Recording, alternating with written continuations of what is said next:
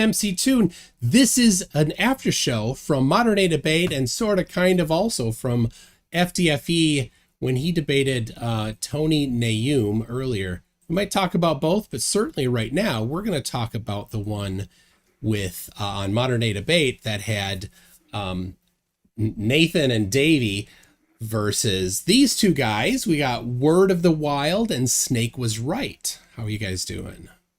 So good. Excellent. Well, I paid attention to all of the super chat Q&A part of it, but I did not see much of the rest of the debate. So we'll cover, I think, mostly, you guys can bring up things because I think I kind of know a little bit what Nathan probably said anyway. And but before that, let's do this. How about both you introduce yourselves? I've got the links to your channels in the description if anybody's interested, but let's go with you first. Word of the Wild. Hi, my name's Jonathan. I was a Calvary pastor for almost a decade. I'm just going to read the same thing because it's great. I'm a father of 3, married to my amazing wife for almost 13 years. I'm a hobbyist homesteader at Ganondorf, Maine since Melee, and I work as an electrician, which is boring. Excellent. And Snake Was Right? Yeah, hi. I run a channel called Snake Was Right, and mostly do just about epistemology for various different subjects. And today we did Flat Earth. And I think you like Star Wars a little bit. I do, yes. Oh yeah, I see that there. My Globe Earth starter pack, as they call it. they like to say, you think Star Wars is real. Yeah, see, if you're a flat earther, are you not allowed to watch that stuff either? Because it's propaganda or something? I think basically nothing is allowed anymore that's entertaining. See, that would just I would just leave that on that basis alone if I couldn't watch sci-fi. I watch Star Trek with my kids. Oh, I did too recently. I introduced my boys to the prequels. I cried. The Star Trek or Star Wars? Star Wars. Okay. I'm not a fan of the prequels. Yeah, they're not popular. No. Did you cry because they were so bad? I cried because I love them so much, and I'm not ashamed of it. Oh. I am also a unapologetic prequel apologist. I cried so hard in front of my sons. Something's wrong with that. It's probably the globe. Snake, we'll have to debate that one day. Snake, there's your. I don't know if it was happened before or not, but your microphone, like there's a background noise when you talk. So that's his computer fan. That could be. It might be. Yeah. Zoom may have like a setting to do noise cancellation. I know it does. I don't know if you're on the client instead of just through the browser, you can turn it on, but we'll have to deal with it then. Background noise. It's on auto right now. Okay. There we go. Medium. How about that? No, it's still there. It's just the gate just opens and. Yeah. All right. I don't think there's much we can do.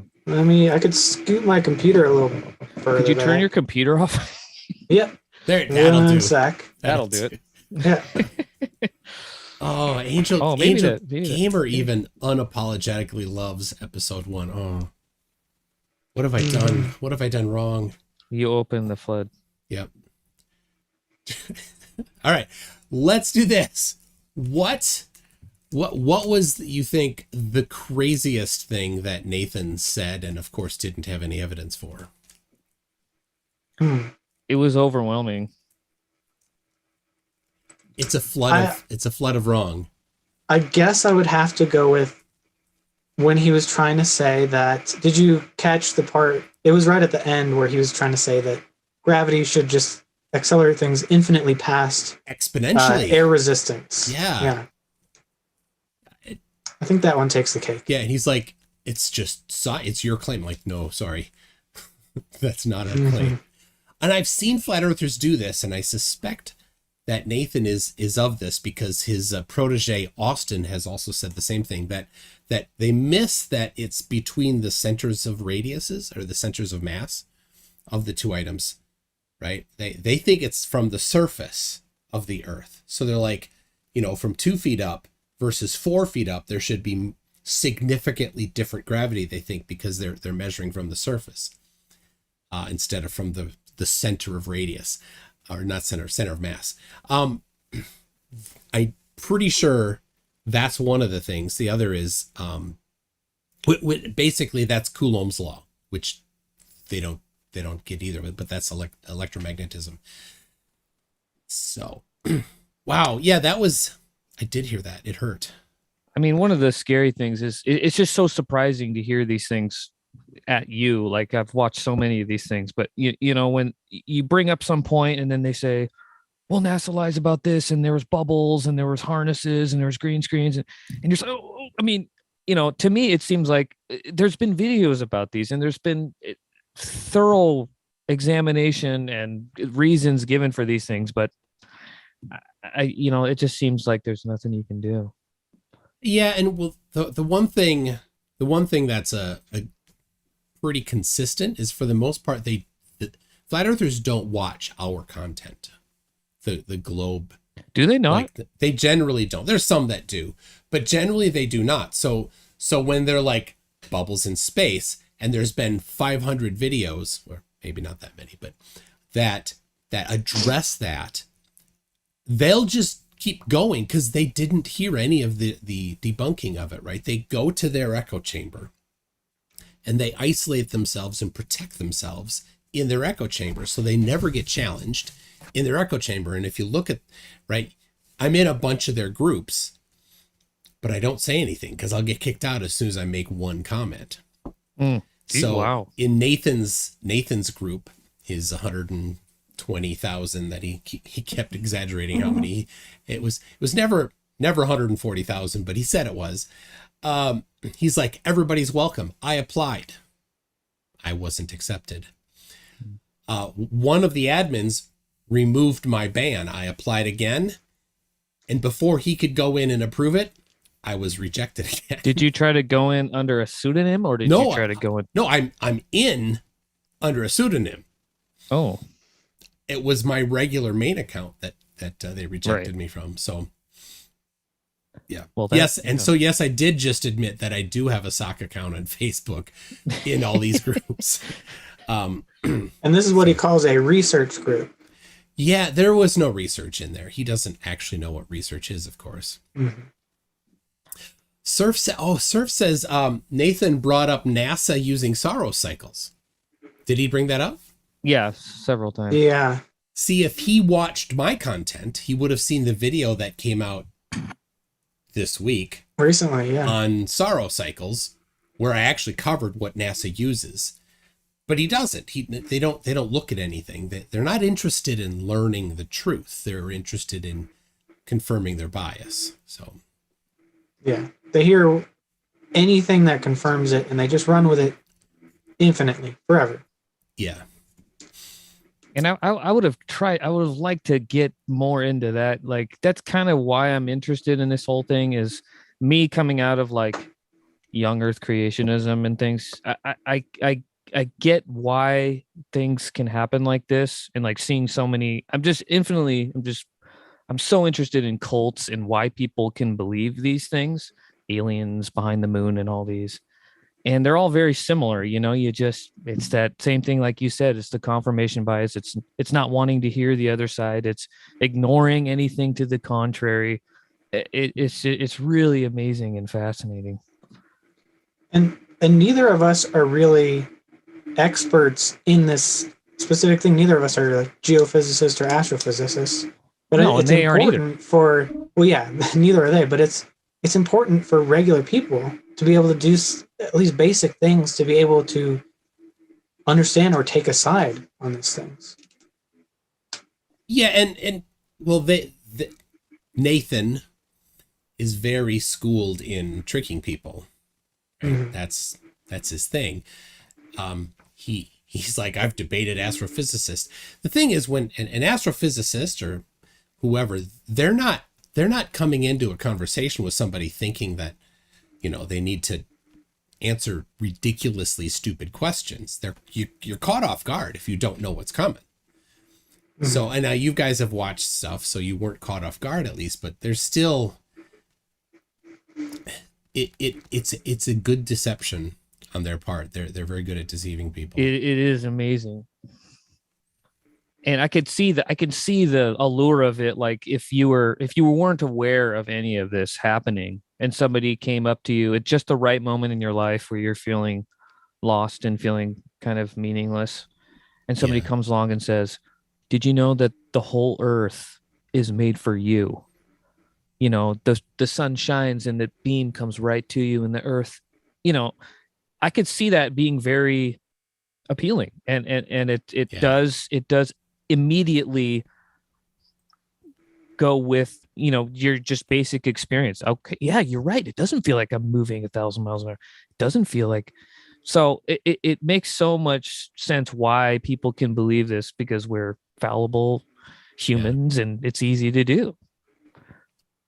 Yeah, and you know, their target market is the people that don't have the background, right? Most people don't go and get a STEM degree, right?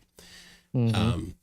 So that's their market, is the people that haven't received those things. If you look at the most of the flat earthers, they're not well educated in a strong science. So.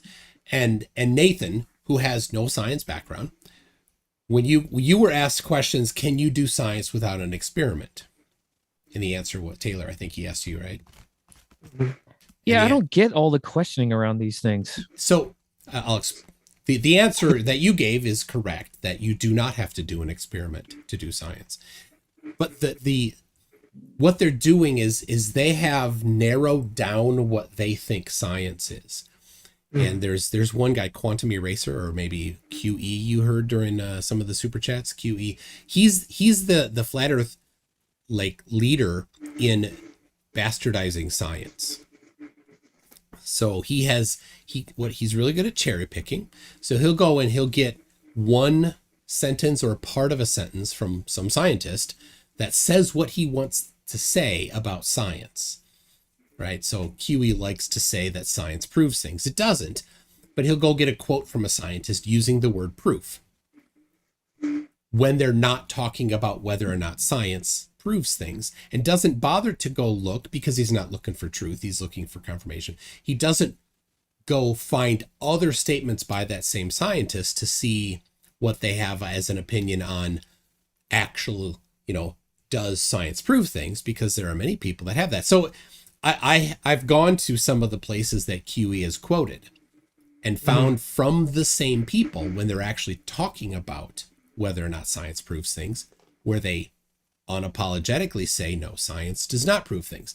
So, all right, so that's all the background to where it's coming from. And so how they do it and what they've put together. Well, QE likes to refer to a website that's designed for middle schoolers on how to do science fair projects. So if you're telling a science fair participant that's in middle school how to do their science project when they're not a scientist, right, you kind of skip over a lot of things, don't you? Right? You need to give them a cookie cutter recipe for what to do, because they have no clue. So they give a step-by-step, this is the scientific method. It's not actually that rigid. They say things like, well, you need to do an experiment. Well, for a science fair project, that's good advice. Yeah, it's trying to be comprehensive. Well, it can't be comprehensive, actually. Yeah. It has to be the opposite of comprehensive. But they treat it as if it is comprehensive. Yeah. But like you want to teach, when you're teaching everything, well, not everything, but the basic, the major parts of the scientific method, you're going to try and teach them all at the same time. You're not going to teach every derivation of that. Yeah, to like middle schoolers. Exactly. Yeah, and different fields of science are going to do things differently because of whatever, right? You in human medicine, there are some types of experiments that you just can't do. It's not ethical. Yeah. Right. It's it's kind of like they obviously bring this up. It's all cherry picking, where you teach physics 101 teaches flat Earth models because, and they say it in the question. They say assume a flat plane because it's just simpler. As soon as you start bringing in all these other variables, you can't really teach the first stuff if you're trying to calculate the curvature of the Earth and everything all at once. Yeah. And so you teach the simpler model.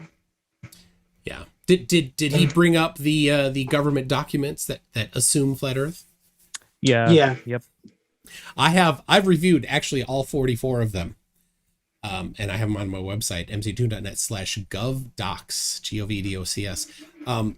And all of them, without exception, confirm the Earth is spherical, or confirm gravity by mentioning it. Every one of them. And typically, though, when it says assuming flat Earth, it also includes a bunch of other assumptions that we know are not true, like airplanes are rigid. Assume that airplanes are rigid.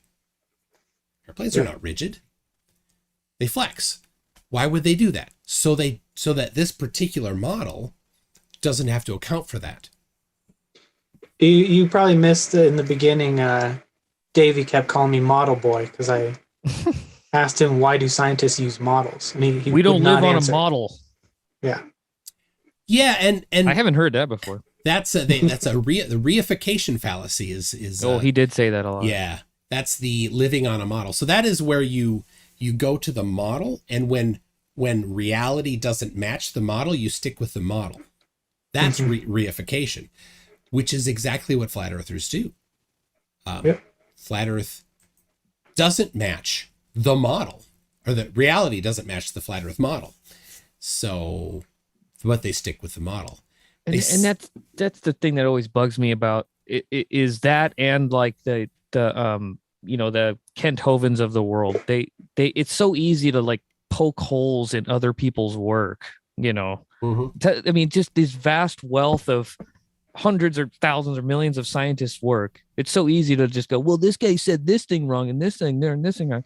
But to do the work yourself and to create a model that we can poke holes in, I mean, they don't want to do it because it opens themselves up for poking holes in it, right? It every single possible model ever presented for flat Earth fails instantly. I think you shouldn't believe anything if it doesn't have a model, like just on that basis alone. If it doesn't have a model, I don't think it's reasonable to believe. Is that wrong? Nathan's in the chat. Nathan, I sent you a link.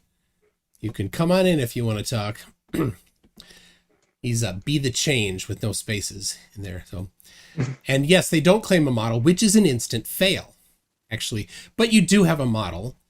There is a flat Earth model. As soon as you say the Earth is flat, you have a model. Well, he did say that he might have like a snow globe model. Yeah, and he has made claims before. Nathan has specifically said that the Earth, or that the sun and moon do circles around the North Pole. Well, that's an expansion of the model that starts with it's flat, right? It's flat as a model. It's very crude, but it's still testable. Yeah, and as soon as you start saying, well, then how come when we can't see China or whatever, it looks like it's coming down right here, then they won't be able to address it. They will just go to, well, your model says this. It's so frustrating. But it's good for them. I mean, the leverage that they have to argue is pretty hard to overcome. For people that don't understand science, we get it. So anytime you start describing anything, really, you have a model already. Yeah.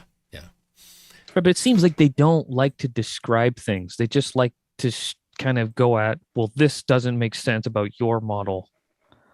So it's just basically, it doesn't seem to make sense to me, so therefore your model's wrong. So, get this. He says, I didn't get a link. I think I have your lame ass blocked on my email. Oh. So Nathan blocked my email. I'll send it. And is saying, have you send it. So. So I at least have his old email. I don't know about the new, if he's changed it or not. So, Mike, all right. you go ahead. So, somebody was asking both of you, what is your higher level education in more specifically in the hard sciences? I'm studying molecular cellular developmental biology.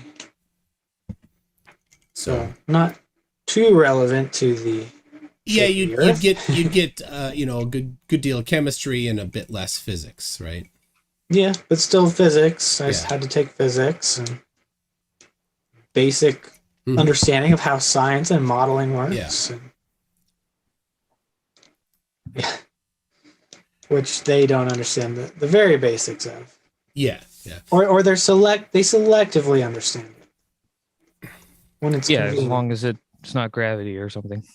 Yeah, they pick and choose the physical laws that they want to talk about. It's exactly like any of the pseudoscientists. They all love the second law of thermodynamics, and none of them understand it. No, none can actually state the second law of thermodynamics. It's funny. I was watching somebody today who was trying to talk about it.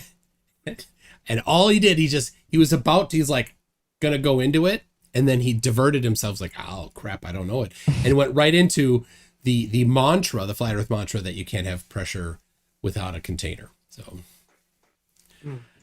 yeah, I wanted to talk about that, but you can't really keep them on topic. No, you can't. That was so frustrating.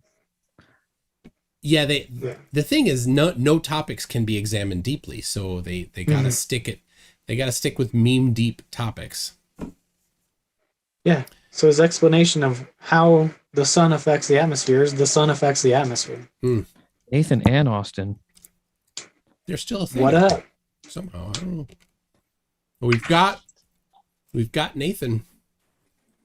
Nathan here, or Nathan and Austin, as it says, still on his new hat. I'm fixing. Go get that old hat. That was cool. Let's see, where did that go? Zoom 3.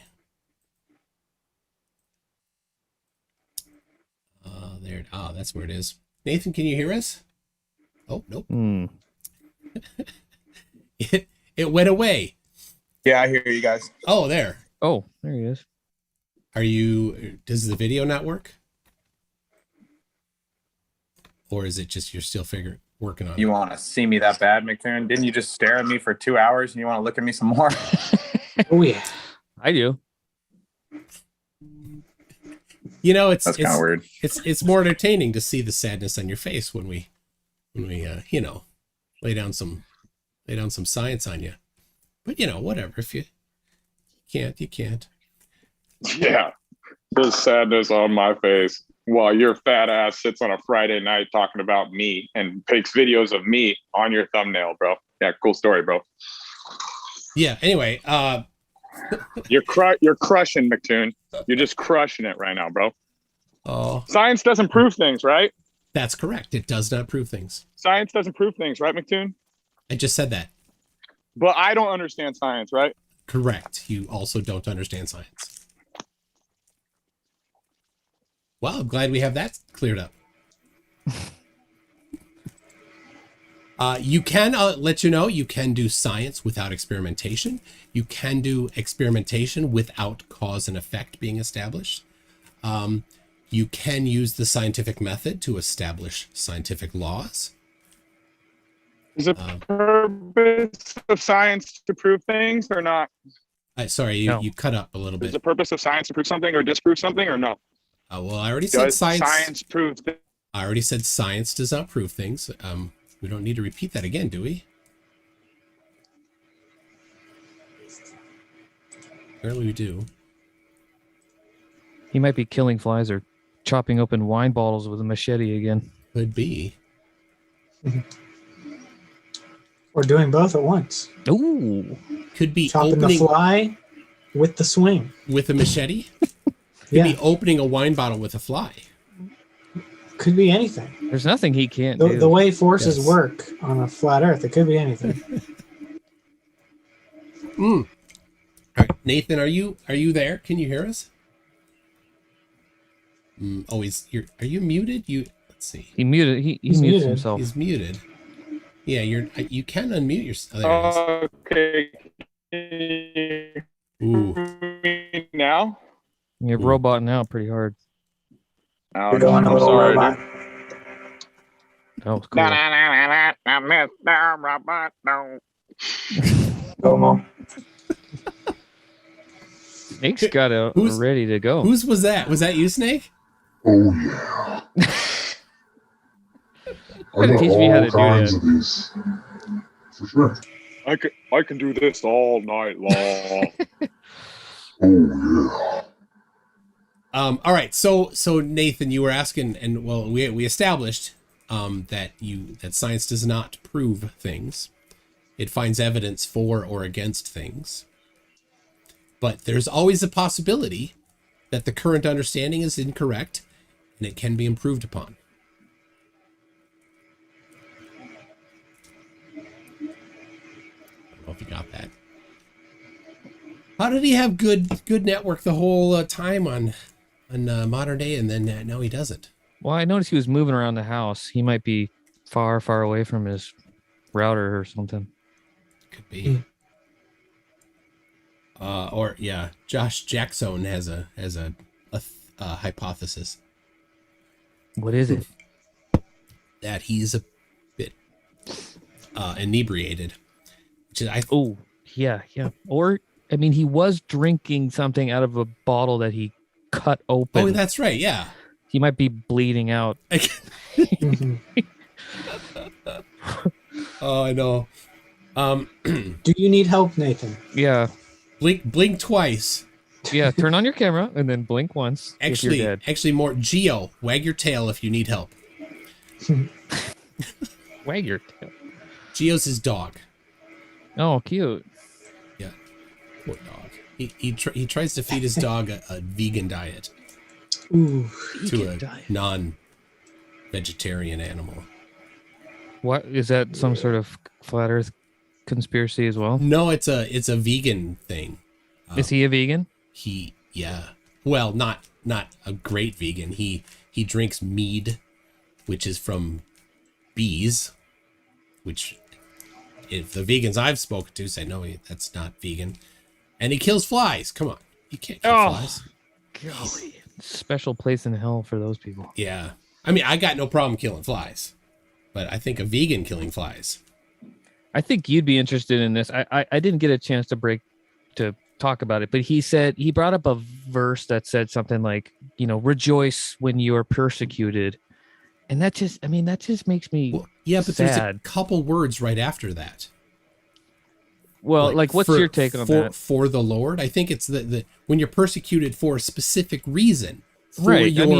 For your religious faith in God. Not is that for your religious faith in the flat Earth. Yeah, I mean, do you really think that Paul or whoever, Jesus, went around converting people to the flat Earth? I mean, there's just no evidence of that. I mean, they were so it's not there. I mean, It just seems like is that what the Bible's about? You just take a verse and to apply it whatever you want, or does it actually mean something?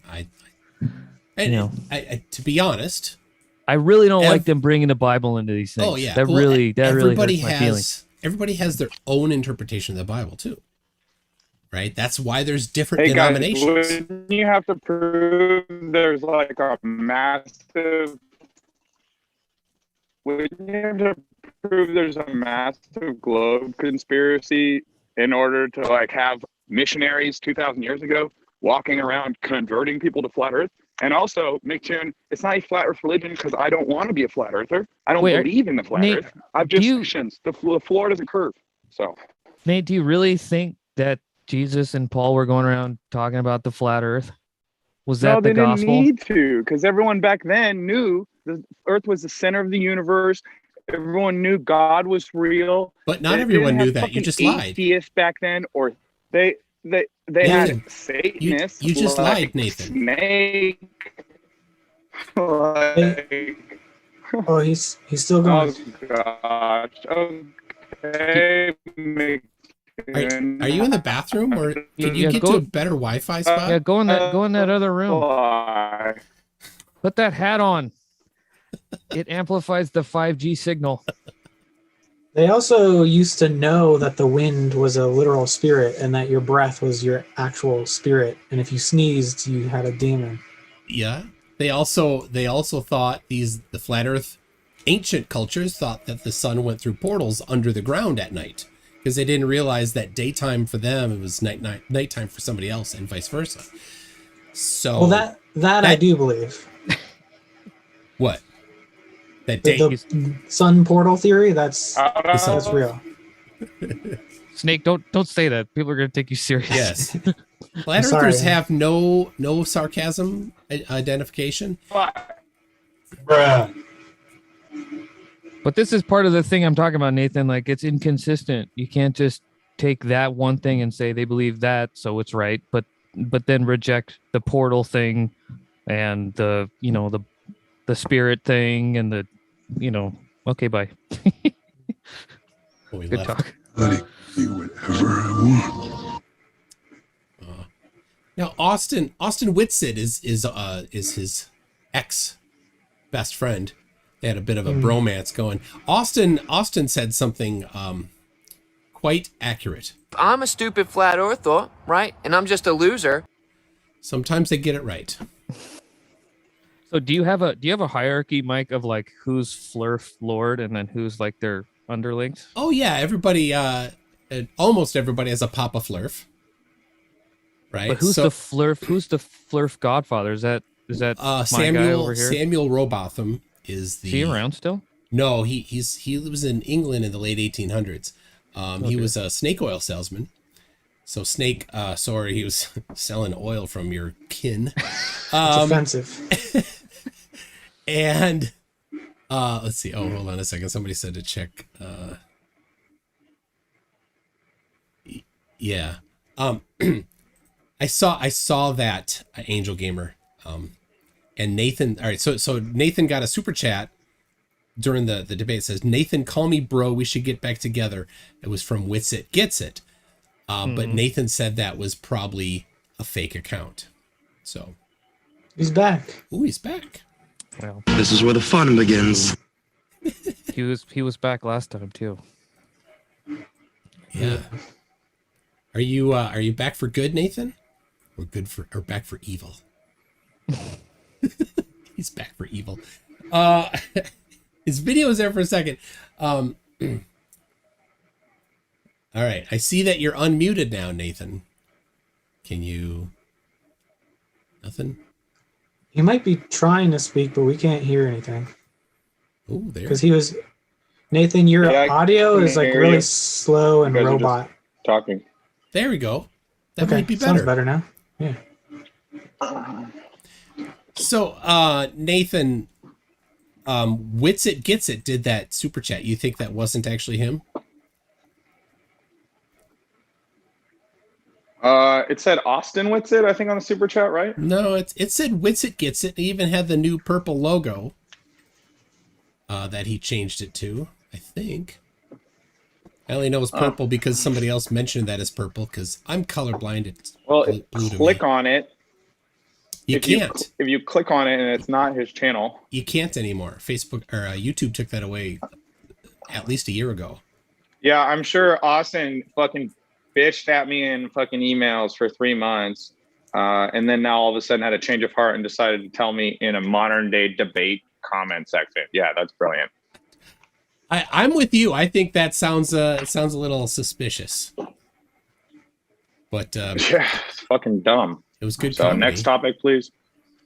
All right. So you were talking about proof, and you were asking, and we had established that science does not prove things. And so we didn't establish that. You said that it's the dumbest thing I've ever heard. So there's no science that proves the globe, right? Science does not prove anything. So you don't need to get any more specific. Science doesn't prove things. Correct. And scientists will tell you that. The people so that actually do science has not proven Earth's a globe. The Earth is a globe. That's a fact. a fact of science, but it's not proof, because that's not what science does. You can have knowledge without certainty. Yeah. Yeah, that's the thing about science is it always leaves a little bit of room to change our minds. Yeah. If new knowledge comes along. That's why science is superior Did you say to science dogma. proves Earth's a globe, MCToon? I said Earth is a globe. That's a fact. That's what I said. Okay.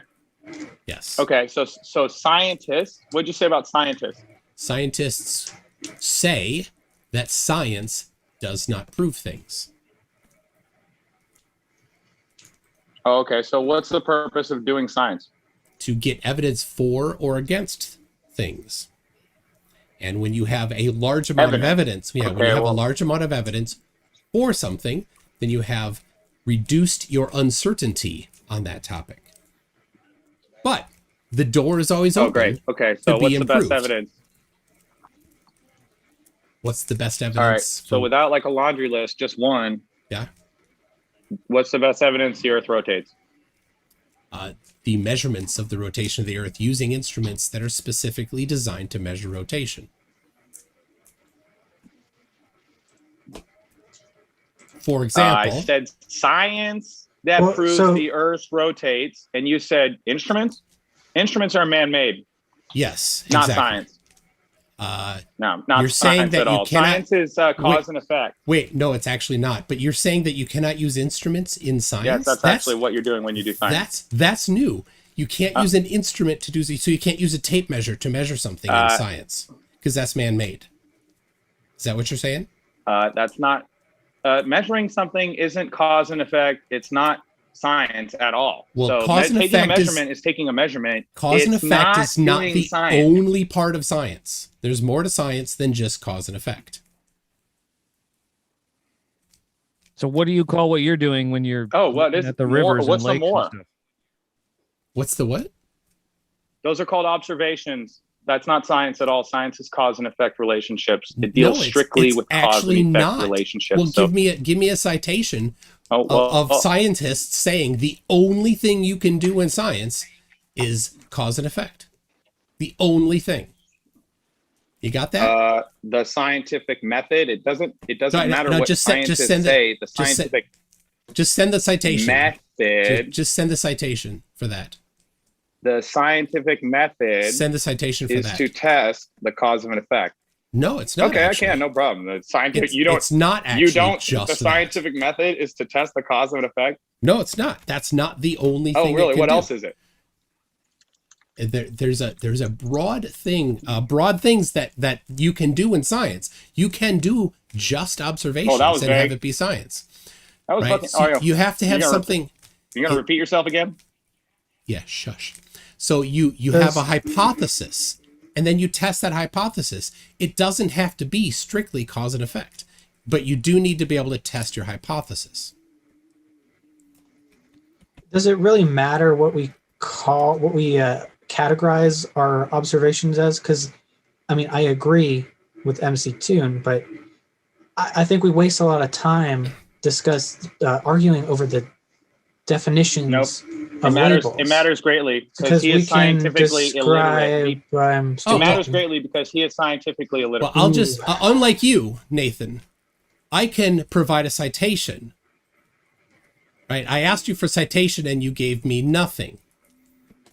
Right? That guy started talking definitions from Oxford languages, a method or procedure characterized natural science since the 17th century, consisting in systematic observation, measurement, and experiment.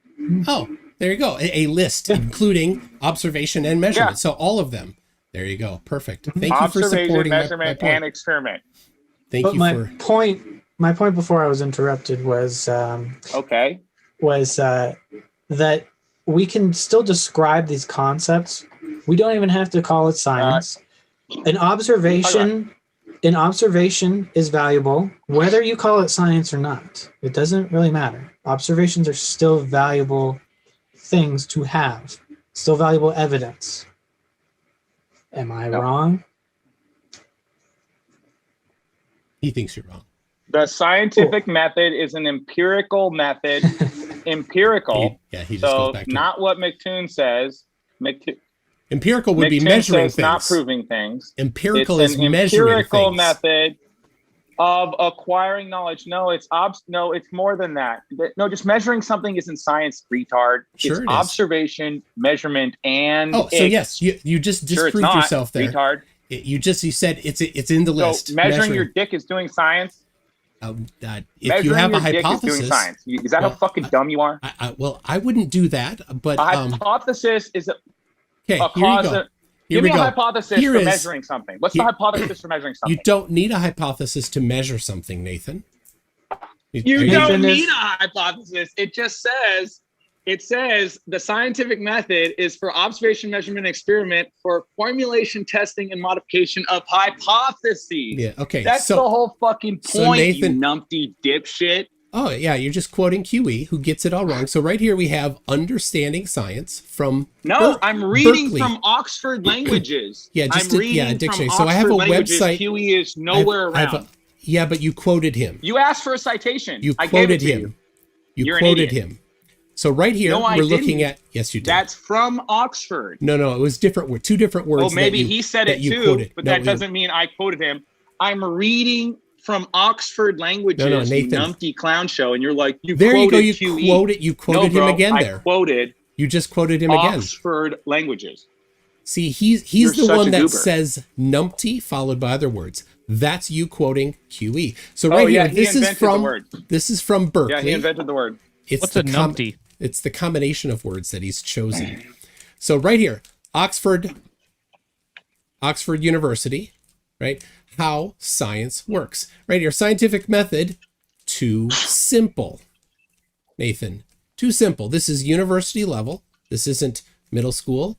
This isn't a dictionary, which is meant to give very terse descriptions of things. This is a long and drawn out, well-written, complete description of science at a university level. Now, I know you probably haven't read university level topics before, but this one is a very good one. I know you probably won't look at it, but I'll email it to you later.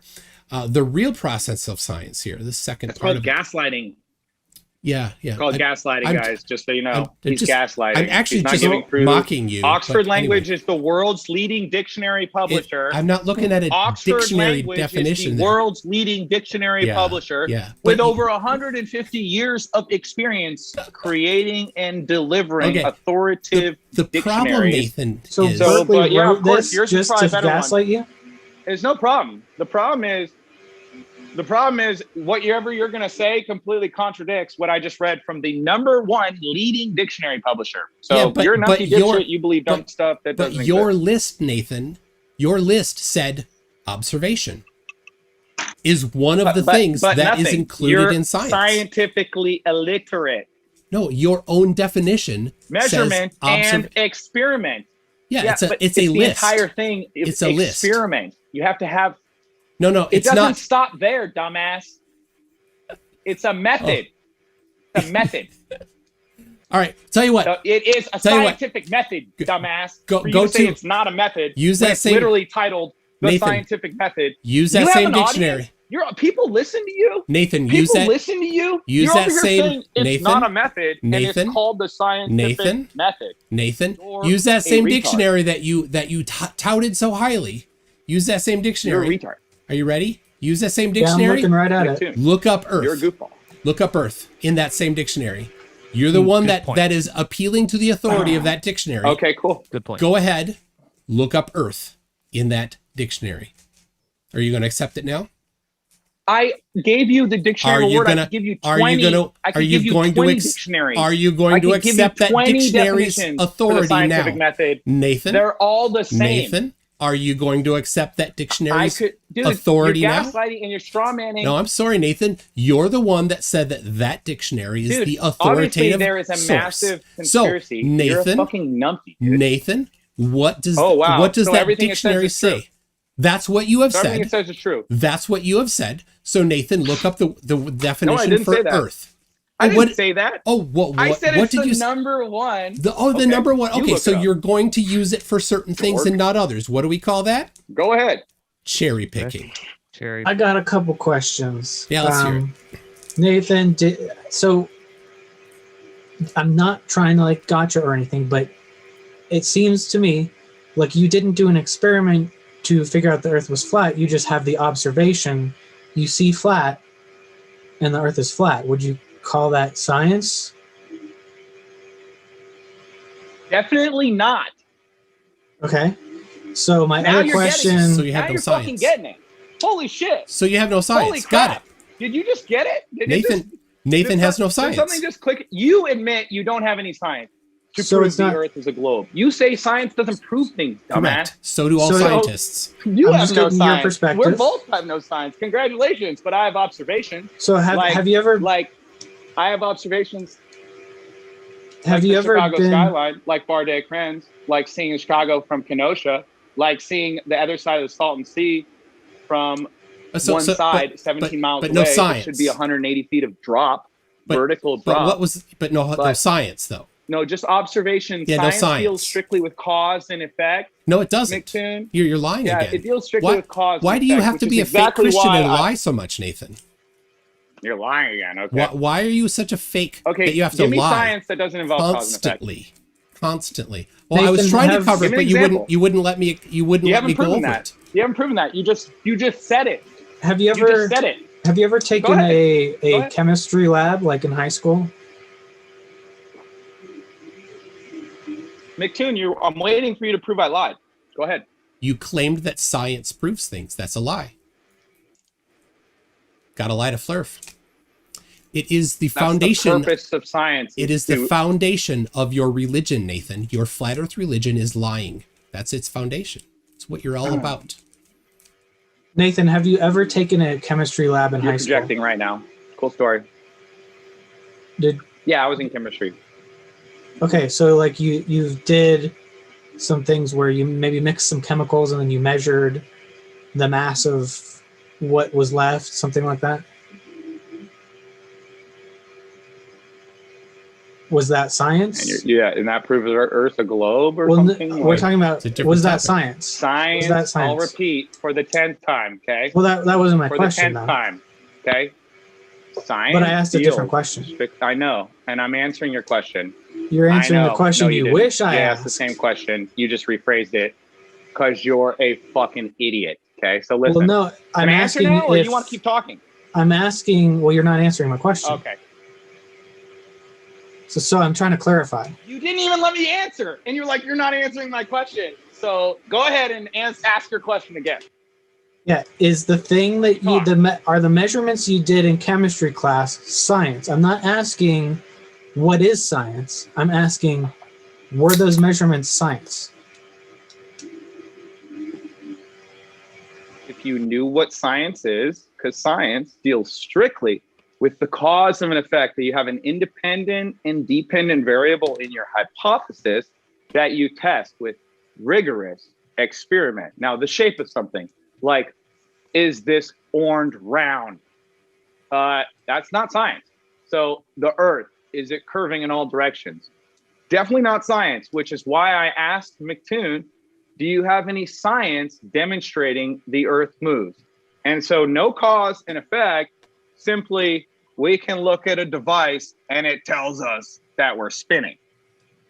You didn't answer the question. So go ahead, ask the question again. Clowns, dude. Go ask the question again and let's hear him deflect Yeah, again. I did. Go ahead.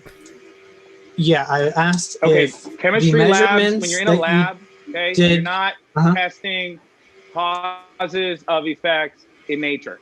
So when you measured things in chemistry, that was Measuring not something science. isn't science. It's a measurement. Last question on this. If I catalog the existence No, of it's called a measurement. species, if I catalog the existence, the observation of a new species, is that science?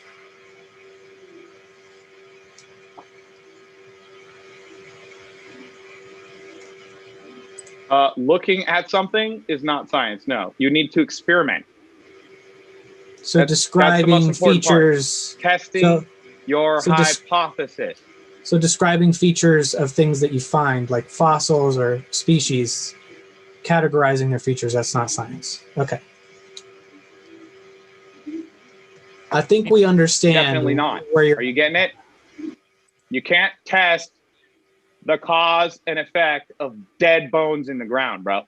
So paleontology, chemistry, these aren't science. What he's done is he has redefined science to exclude absolutely everything. Everything is not science real now. Science. So he doesn't. Astronomy, you're just looking at the sky. He has boldly declared that nothing is science anymore. But funnily enough, published in Scientific American, people certainly thought it was scientific, a measurement of the rotation of the Earth.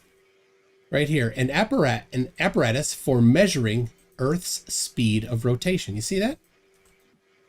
Right there. Isn't that wonderful? So, what's the independent and dependent variables? There are none. Yo, what about That's not necessary. That's not necessary. None. Because there are none. Well, then you're not doing science, bro. You don't have a hypothesis. But Nathan, that's only for middle school science fair projects. No, that's not science. Actual scientists. Well, then give me a citation. Give me a citation that says that at a university or higher level that says you must have an independent and dependent variable for every science, for everything in science. Go ahead. Give me the citation. I'll wait. Bring forth the citation, Nathan. I don't have it. Of course you don't. There is so you're gonna be like, none. Oh, Nathan doesn't have it at his fingertip. There is none. Okay. That's why you don't have it. There is no actual scientist that says that you only can do independent and dependent variables. Scientists say? Everybody in science. Scientists say. Everybody in science. Scientists. Nathan cares. Okay. Scientists care. What people say doesn't matter. It's what you can test. Here's the deal. You understand that? So you're saying what we're doing is science, then that's how the word is used. Yeah. So what you've done is you've excluded paleontology and chemistry from the fields of science. At least, including a lot more. Those are just a couple of examples. He's excluded everything. I mean, it appears to me there is nothing left in science after he's redefined it. No. I didn't exclude chemistry. You Yes, can still do science. You did earlier. You said guys, you guys said, go back and watch the video. You said when you took a measurement in chemistry class, were you doing science?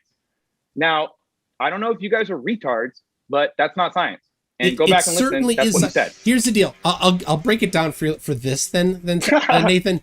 It is what you have defined is something else, right? So the scientists of the world have defined something that they call science, and what they call science doesn't require an independent variable, dependent variable, doesn't require cause and effect to do an experiment. Now, what you have defined as science. Oh, that's a bandwagon fallacy, and different. You know it. No, it's not a bandwagon fallacy. What you have is a bandwagon fallacy. Nathan, shush. The people that are scientists have agreed on a definition. A bandwagon fallacy. Nathan, that's the definition of a bandwagon fallacy. That is not. The people that are scientists have agreed together what is science. You have defined something that is outside of what they have defined, and you have double used that same word incorrectly. You should give it a different name. At least Robotham had the courage to call it something else. He called it zeticism. Maybe you want to use that because what you're talking about isn't the same, but it's kind of similar.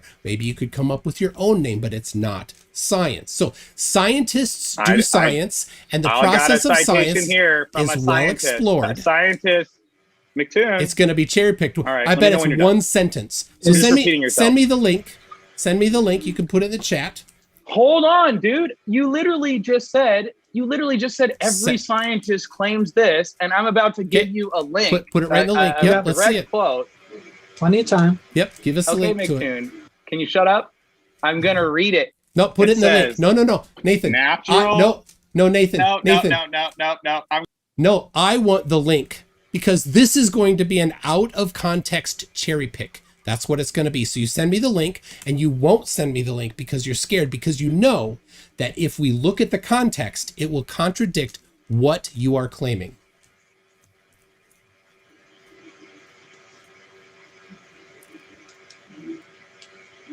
Nathan, is anatomy science? There's no cause and effect. There's no IVDV in it, right? I just want to hear it. Yeah, that's good. Yeah, come on, Nathan. let's hear. Is anatomy science? Does he know he's muted? Well, I've asked him to unmute, so he should know. We'll tell you what. I'll read a couple super chats here while he's figuring out how to send his citation in the chat. Saeed Ahmed says, Snake handled water's level within 5 minutes. It was brilliant. I felt like Word of the Wild Jedi mind tricked Nathan. Hey, MCToon. Well done, gentlemen. Hey, MCToon. Hey, read your super chats when I'm done saying you're a send the chat. Clown show. Have a good night. Later, bitch. Send it the chat, chicken. Have a good night. Natural sciences. But don't leave. Come on, chicken. Come on, chicken. Come on, chicken. Come on, chicken. Come on, chicken. Hey, why are you running away? What's your citation? Look at you, bro. What's the citation? Send me the citation. I'll put it on the screen. Send me the citation. Hey, Nathan. Send me the citation. I'll put it on the screen. Send me the citation. I'll put it on the screen. Triggered fucking clown. Send me the citation. I'll put it on the screen. Send me the citation. Send me the citation. I'll put it on the screen. So that you can't cherry pick it, Nathan. Hey, maybe if you say it 10 more times. Maybe you say it 10 more times, I'll send it. Dumbass. I'll put it on the screen. Natural sciences I'll put it on the screen. Hey, Nathan. I'll put it on the screen. The rules that govern the natural world. Yeah, come on. Send the citation on the screen. Come on, I'll put it on the screen, Nathan. Cornerstone. Come on, Nathan. Which science? Come on, Nathan. The natural send the citation. Are you scared? Are you scared because you're cherry picking? Say it 10 more times. Are you cherry picking, Nathan? No, you can look it up. It's sciencedirect.com. Send it in the chat here so we can put it up on the screen. Dude, everybody can have a look. We want to know if we're wrong. We want to see it, Nathan.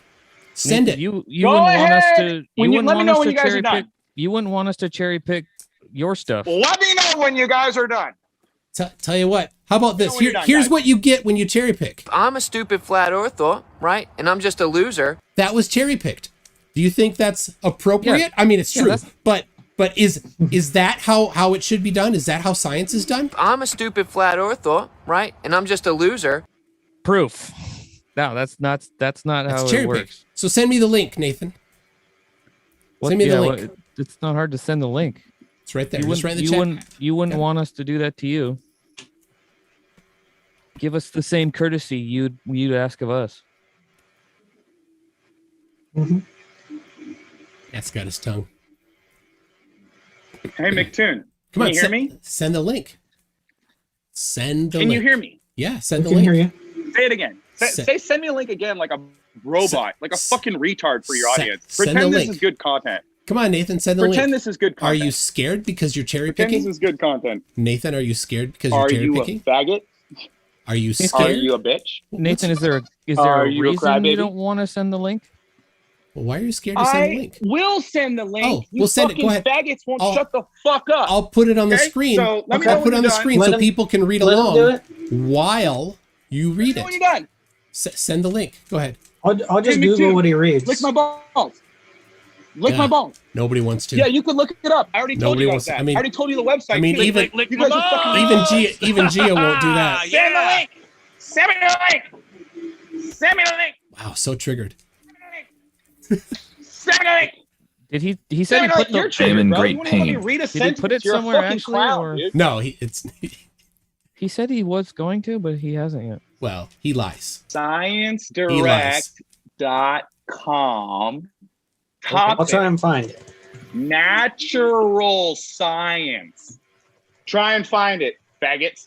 Natural science are the sciences that seek to explain the rules that govern the natural world. So they seek to explain the rules. So definitely prove things, not prove things. Well, you can measure things. So the natural world through the It doesn't say proof, so thank you for that. I know you wouldn't let me finish a sentence.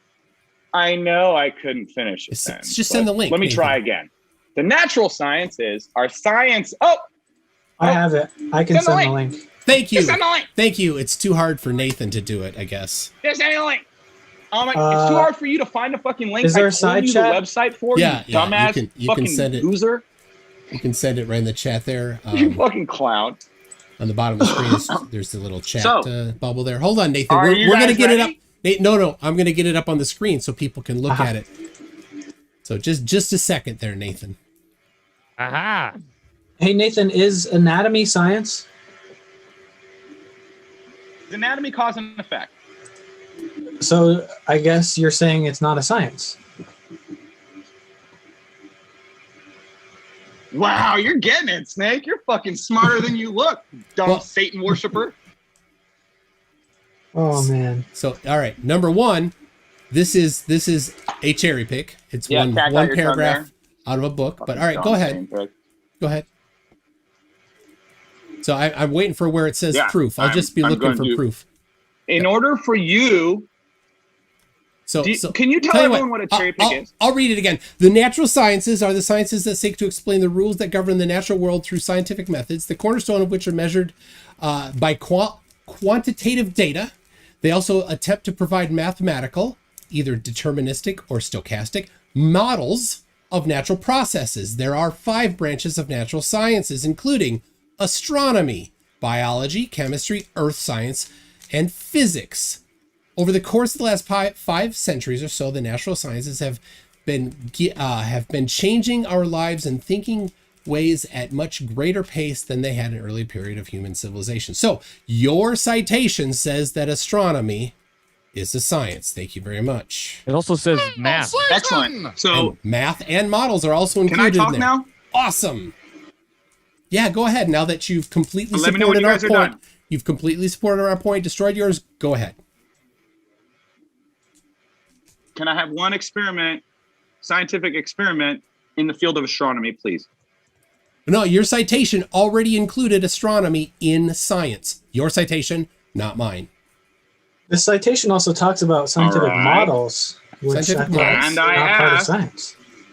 All right. There you go. Awesome. Thank you very much. Done, let me know. Thank you very much for this citation that includes astronomy as a science. So, can you give me one experiment in the field of astronomy? Yes, Eddington 1919 is an excellent one. Eddington 1919. All right, what is the independent and dependent variable? Doesn't matter. That is not science. Doesn't matter. Science does not start by saying, what's the independent and dependent variable? And that wasn't in that article that you sent us. That article doesn't say independent and dependent variables are a necessity for all science. So do you accept that article or not? Guys, I asked for one experiment in the field of astronomy. But it's not necessary. Your experiment is a hypothesis. An experiment is a hypothesis test. Yes. So a hypothesis includes an observation. Why does everyone have to interrupt me? Like, why do you guys send me a link to just ask me questions and then interrupt me in the middle of me talking? Like, yeah, we like to laugh at you. There's no reason for this. Did you notice how I stopped myself? I stopped myself because I realized you kept talking. The feeling is mutual, MCToon. You're like a 50-year-old fat-ass pear. I've met you in person, bro. You waddle around like a goober, bro. Stand up. Show everyone your gut. Show everyone your fucking gut, bro. Ad homs when you lose. Fat-ass loser, bro. No, you're a loser, bro. You're sitting fucking there Friday night talking about me, drinking Dr. Pepper, having a live stream because I won't debate you anymore because you're a fucking loser, bro. Dude, I destroy you so many times. Yeah, you got tabs open.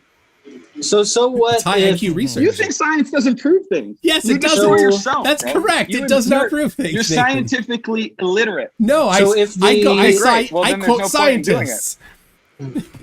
If the Eddington experiment is just an observation, Nathan, is it worthless? No, observations are great. Okay, so why are we arguing about that? So. Okay, because when you have an observation, you need the next step for the scientific method. It's a method of doing things. Hypothesis. It's not. So the observation. Look, MCToon, stop interrupting me. So the observation. Living snake. So the observation is the first part. They'll give us evidence. Yeah, you're repeating yourself. That's a question. It's the first part of the scientific method. Okay. So can an observation demonstrate something? Can an observation demonstrate something? Can you give an example where it does? Well, it's a question. Do you not agree? Okay, well, can you just show me where it does? Can you just show me where it does? And then we can agree it does. Well, I'm just asking what you think about it. Are you unsure? Look at you, dude. Look at your eyes, bro. You are just fucking rolling, bro. Okay. If it doesn't, just show me. He's got nothing. Just show me. He's just this spiral it's just of a idiocy. question. It's so funny. Like, What do you mean? You're projecting again. I think asked it him does. for something, and Oh he my has gosh. nothing, and now you're projecting MCToon for him. You're projecting for him and saying, look, he has nothing. I didn't claim to have anything. I asked him, dude, what's your proof? And you're like, he has nothing. No, bro, that's the dumb look on your buddy's face. He has nothing. So I think observations do demonstrate things. Do you agree or disagree, or are you unsure? Yeah, if you observe me cooking in the kitchen, it demonstrates that I'm an excellent chef. Okay? Great. We can move on. I mean, I think I would have to taste it first, but it does demonstrate that you are cooking something. You can have a hypothesis There that you go. he's an Fair excellent enough, chef. And then you could taste what he made and then discover that the hypothesis was wrong. Right? Natural sciences seek to explain the rules that govern the natural world. That's the part you're fucking misunderstanding there, MCToon. Me doing things in my kitchen is not the natural world. Of course it is. The It's natural me world is doing things in everything my that is kitchen. part of nature. The natural world is things that is not the supernatural world. So yeah, you can't make a hypothesis about it. You can't make a hypothesis about me in my kitchen. And you just said you could, and anyone listening to you thinking you're smart is fucking retarded. I feel sorry for your audience. People who think you're smart, that's sad. It's super sad because you're like the opposite of smart. Such triggered. No, there's no triggered. You're triggered. You're projecting. Yeah, what are you going to say, but 10 times again? From the Geological Society? Ask me to share the link. Geo Share Society. the link 20 times we that found you it. could look We up found it because you were that too I scared. already gave you the website for. We found it gave already you the because you were website. too scared. I It's wasn't right here. scared. I Yeah. told you the website. You were scared because it would I told say you the website. you wanted to stop reading before it said it included astronomy. I told you the website. No, just tell us. I told everyone the website. Send the link, Nathan. All right, so here is from the Geological Society, geosociety.org. There is no such thing as the scientific method. Scientists in different fields often approach their scientific testing in different ways. What do you think of that? Cool. Mainstream science. Listen, ladies and gentlemen, really carefully. He asked me what I think about it, Snake. Can you actually just shut up for 30 seconds while I talk? Can you believe how Did you notice? Did you notice how I stopped and let you finish? That was a question. I understand, bro. I didn't mean to give you a hard time, dude. I didn't mean to give you a hard time, Snake. Oh, yeah, you all right? do. I apologize. All right. It's everyone's cool, man. fucking hassling me here, bro. Give me a break. All right? All right, so hear me out. MCToon. I'm here. Yeah, go. Yeah, okay. So, whatever you just read is really cool. I can read King Kong books and Narnia books and books about the Game of Thrones. That doesn't make it real. So, I'm going to ask you directly in front of your audience with your face right there in front of everyone. Okay? Laugh it up. Let's hear it. I know you're triggered. Oh, don't worry. You're going to hear it. Yeah. Don't worry. I was going to give it to you. So, MCToon, have you tested Earth and proven it's a spinning globe? Personally. Well, science doesn't prove things, but I have tested Earth and measured that it is spherical and that it cannot be flat. MCToon, we already went over how the shape of something is not science. All I asked, I didn't ask for science. Go back, rewind your video. I asked if you have proven the Earth is a spinning globe. Now, if you could, just tell me when you proved it. I proved it. Yourself. I measured the radius of the Earth 4 times on the equinoxes and the solstices. And all of those times, I also confirmed that the Earth could not be flat.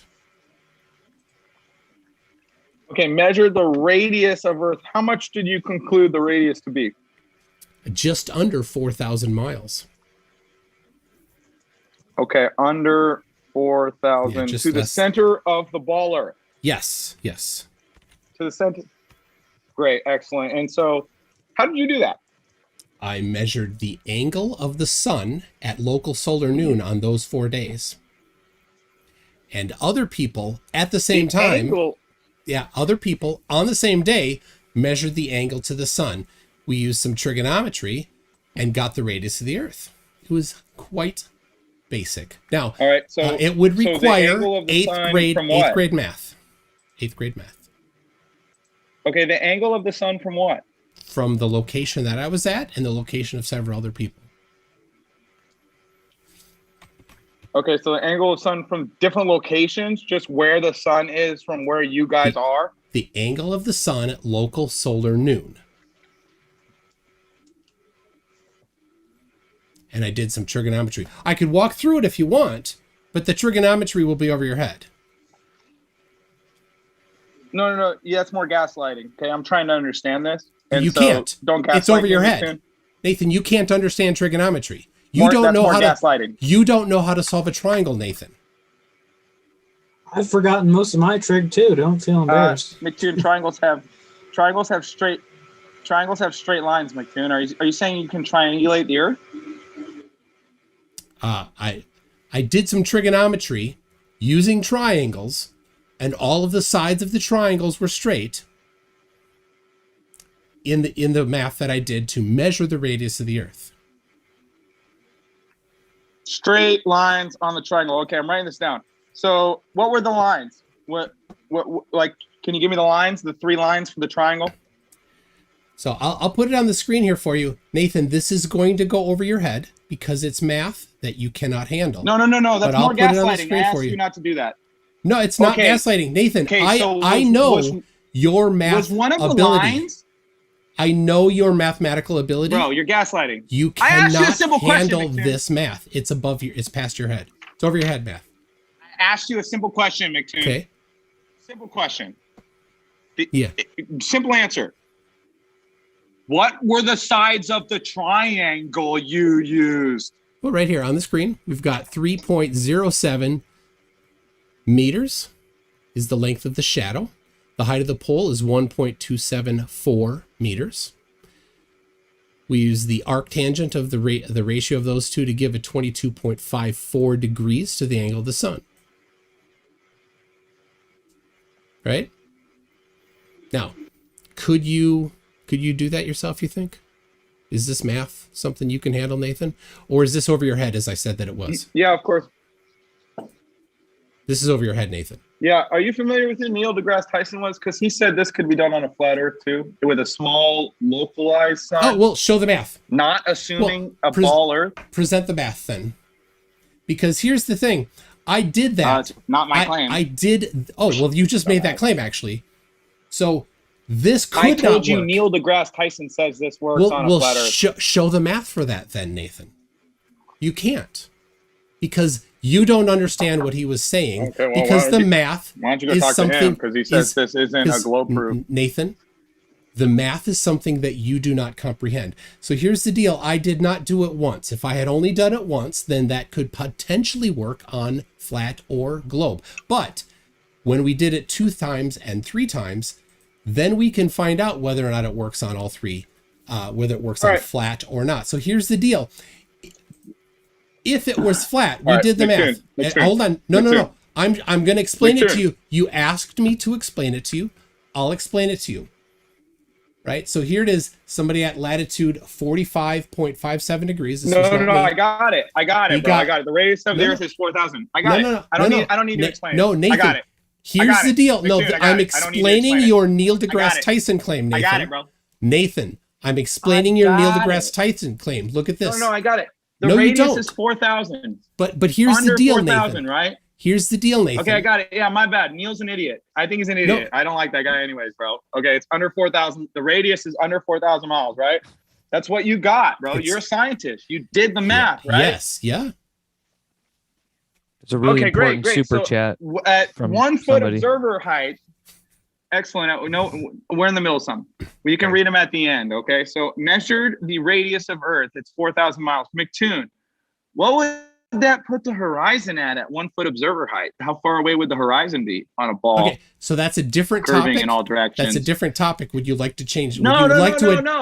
This is a different topic. Radius. I'm you glad. Said you proved the radius. I'm glad to move on to a different topic. You said you proved the radius. I said I measured the radius, Nathan. Don't put words in my mouth. I measured the radius. You said you proved the radius, bro. I said I measured the radius. Oh, okay, Nathan. you measured it. There cool, you go. Measured it. Got cool. it. It's under 4,000 miles, right? Yeah. The Earth has a ball. My measurement was 6,471 meters or kilometers. So okay. All right, go ahead.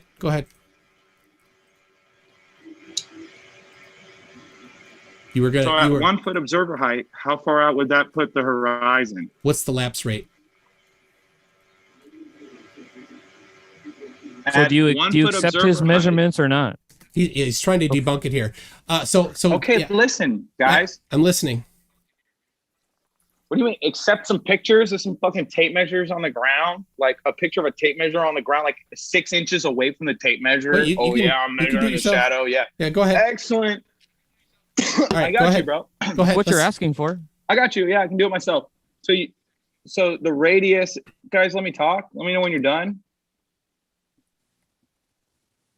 Great. So you measured it. The radius is under 4,000 miles. So on a ball, right? You have a freaking. You're looking out at the horizon. The horizon is that geometric edge of the Earth curving in all directions. How far out would that be? What's the lapse rate? Do you have the lapse rate? It's the lapse rate? Yeah. Okay, if you're at 1 foot observer height, yes. How far would you see the horizon? Not enough information to give you a meaningful answer. What's the lapse rate? I would need the lapse rate to give you an approximation. Okay, why is a lapse rate? Okay, why do you need the lapse rate? Because it greatly changes the distance to the horizon at that low elevation. So all I need is the lapse rate. Do you have the lapse rate? So the distance to the horizon can change?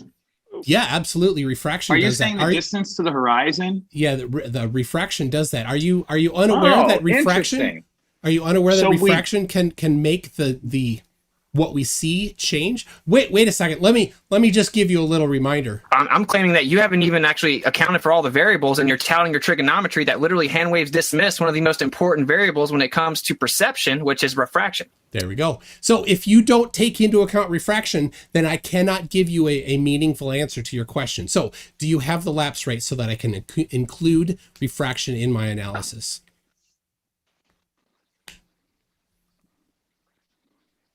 Do you have the lapse rate for your shadow measurements? Yes, I included that. So go ahead. Oh, Nathan. really? Let me see them. The refraction raises distant objects very slightly if they're high in the sky. So it was actually smaller than my margin of error. It raised the apparent elevation of the sun by less than 1 arc minute. So again, it was smaller than my margin of error. So it didn't have a significant impact on it because it wasn't at a low elevation. I didn't ask for the time or the time. I didn't ask for the sun. I asked for the shadow. Yeah, when I was measuring the shadow, I asked for the lapse rate of the shadow, not the sun. There is no lapse rate of a shadow, Nathan. Do you not know what a lapse rate is? Okay, why don't you educate me? Okay, a lapse rate is a vertical and your audience. A vertical change. Well, my audience knows a vertical change in temperature. Okay, so there was no temperature change between the ground, the surface of the ground where you measured the shadow, and whatever you were getting the shadow from? Are you serious? Oh, there certainly was. Yeah. Are you serious? It looked like black asphalt, dude. You were measuring black asphalt. No, yeah, Nathan. There certainly was. So let me get the lapse rate for it, you fucking retard. Yeah, I'm sorry. There certainly was a difference in temperature. Certainly was a difference in vertical temperature. Yeah, you just admitted and I included it. Nathan, I included it. Nathan, like I said, I included it shadow already in the analysis. You just said you didn't need to. You just said you didn't need to. I said it was the error. You said it was negligible. Exactly. It was negligible. It was so small because the angle of the sun was over 20 degrees in the sky. The lapse rate for that, the effective refraction for that is very, very low. It's less than 1 arc minute. So I included refraction in my analysis. What's the lapse you rate? did not include refraction in your analysis. My observation is very minutely affected. You haven't shown me. I showed you already. It was on screen. My observation is minutely affected too. But it's not. We can see Mine's minutely affected too. Oh, well, then show me the picture that has no effects of refraction from 1 foot high. You can't do that either. You didn't even measurement. You just said it's negligible. You just said it doesn't matter. Because it doesn't, Nathan. Okay, I'll just say the same thing. Okay, it doesn't matter. But Nathan, see we how know stupid you sound. We know I have to have it and you don't. But Nathan, shut up. At that elevation, you see how dumb? 22 degrees. Nathan, at 22 degrees above this. At 22 degrees. Oh my gosh, Nathan, you little infant. Nathan, at 22 degrees above. But Nathan. Dear Nathan, what a baby. I'll just say it. 22 degrees above elevation, the amount of refraction is very small. These are known. These are from tables that people have assembled for centuries, right? The same people that assembled these same tables have also identified that at very low elevation, like the one that you want to talk about, over water, like the one you want to talk about, are heavily affected by refraction. So if you're not going to include refraction in your analysis, then your analysis has a drastically huge margin of error. Oh yeah, but you don't have to include it because it's negligible. I did include it, and it is very small for my particular observation. Your particular observation, it's very large because of the angle and the environmental conditions. So Nathan, do you have the lapse rate for your observation? Okay, so triangulated. When you use triangles, did you assume straight lines? All right, Nathan, we're on your measurement now. I'm asking about your experiment, bro. Okay, all of the sides of the triangle. Bro. I know you've never done any measurements. Your test. It's over your head. You're taking your test, bro. Yes. Okay. Yes. Were the triangles? Okay, was one of the sides of the triangles the surface of the Earth? No. No. Okay, so when you measured the shadow, yeah, it was 22 feet. No. That was on the floor, right? Isn't that 22 feet? No, the shadow wasn't on the ground. The shadow was on the ground. Yes. It was 3 meters. Okay, great. So the ground. Yes. And did you use that shadow to triangulate? Yes. Yeah. Okay. So it's on the ground. Yes. You're getting it. Yes. Excellent. So it's on the ground, and you used it to make a triangle, MCToon. Do you understand triangles have straight lines? Do you think that you can never use triangles in the real world because no actual measurement is perfectly flat side triangles? All it does is it introduces a margin of error. Do you not? You don't understand margin of error either, do you? Okay, so there's some error maybe possibly in your test. There you go. You got it now. So there could be some error. Yeah, Excellent. So you didn't prove anything. All measurements have a margin of error. All of them. So you didn't prove anything. Like I said, science does not prove things, Nathan. This was science, and it was not proving things. It was measuring the angle to the sun and then measuring the distance to the radius of the Earth. Those are the two things that we measured. Okay, with some potential errors, right? All measurements have errors. Not potential, guaranteed errors. Yes. All measurements have errors so like all if the I have time. a 3 foot long, so if I have a 3 foot long piece of wood and I measure it with a tape measure and it says that it's 3 feet. Yes. There's an error there. Absolutely. And if you have a typical tape measure that has gradations at every 16th of an inch, the margin of error is 1/32 of an inch or more. Do you not know this, Nathan? Right. You guys hearing this? You gotta you got a 3-foot piece of wood and you measure it to be 3 feet, and there's definitely errors there. Just so you guys know, that's your high priest here, MCToon, that you're listening to on station, dude. Nathan, do you not know good this? Stuff. It's good stuff. Is this new to you? No, Nathan? I definitely don't know it. It's dumb. Wow. Yeah, no, it's not. It's not new. It's just retarded. That is sad for you, Nathan. It's definitely stupid. It's clear when something is 3 feet. How incredibly stupid you are. Nathan, I know. This is an absolute truth. You do not understand how measurements work, Nathan. More gaslighting. You just declared publicly that you don't understand measurements. Now you're projecting, because you said when you measure a 3-foot piece of wood to be 3 feet, it's not 3 feet. There are definitely errors. Okay. Absolutely. Nobody disagrees with that. Nobody can stick with that. Except stupid people, Actually, I guess. No, I disagree. Yeah. Oh, yeah, I guess stupid people. Yeah, more gaslighting. Nathan, you are. Stupid people disagree that 3-foot pieces of wood, when you measure them to be 3 feet, there's definitely errors. So only stupid people would think that. I mean, you think there might be like maybe a couple, like maybe the ruler was cut off or painted like maybe a fraction of a centimeter off, or there's a few molecules off. You're always going to have a little bit of a deviation. You can only approximate to smaller and smaller margins of error, but there's always going to be a little bit this is great. that you can't account for, right? So you can't take measurements that are accurate, but the molecule, that'd be very difficult. They can be accurate. Do you guys serious? But there's a margin of error. You guys 20 minutes ago told me measurements are science, and now you're over here telling me measurements 100% of the time have flaws. Yes. Okay. You guys are fucking dumb, bro. You're just science deniers, dude. And if you read any scientific publication, I agree. They all include a margin of error analysis. Nope. They always Here we go do. with a bandwagon fallacy again, ladies and gentlemen. So basically, he's saying they always say what I'm saying. So basically, slavery is good because back in the day, we always thought not at all, Nathan. That's bro, not it. It's a band. That's called here's what happened, fallacy, Nathan. Ladies and gentlemen. A group of people, scientists, agree together on how to do science. That's science. It's not a bandwagon. It's just how it is. You don't like it. Okay. Don't care. You don't think that's how it should be done. Don't care. What you've defined is not science, it's something else. Scientists understand that there's no such thing as a perfect measurement. Every measurement has a margin of error. Yeah, it's not saying that there. Do you understand, guys? Errors. Hold on, real quick. MCToon, hold on. You guys understand how goofy he sounds? Listen, he's saying nothing is perfect. You don't get it. I don't care. Saying you're just dumb.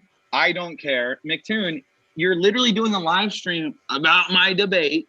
You've literally made tons of videos about me. I've had to block your email because you incessantly email me. Yet you get in front of your audience and say, Nathan's dumb. Yes. Nathan doesn't understand anything. Correct. Nathan, I don't care. I don't care. I don't care. Yes.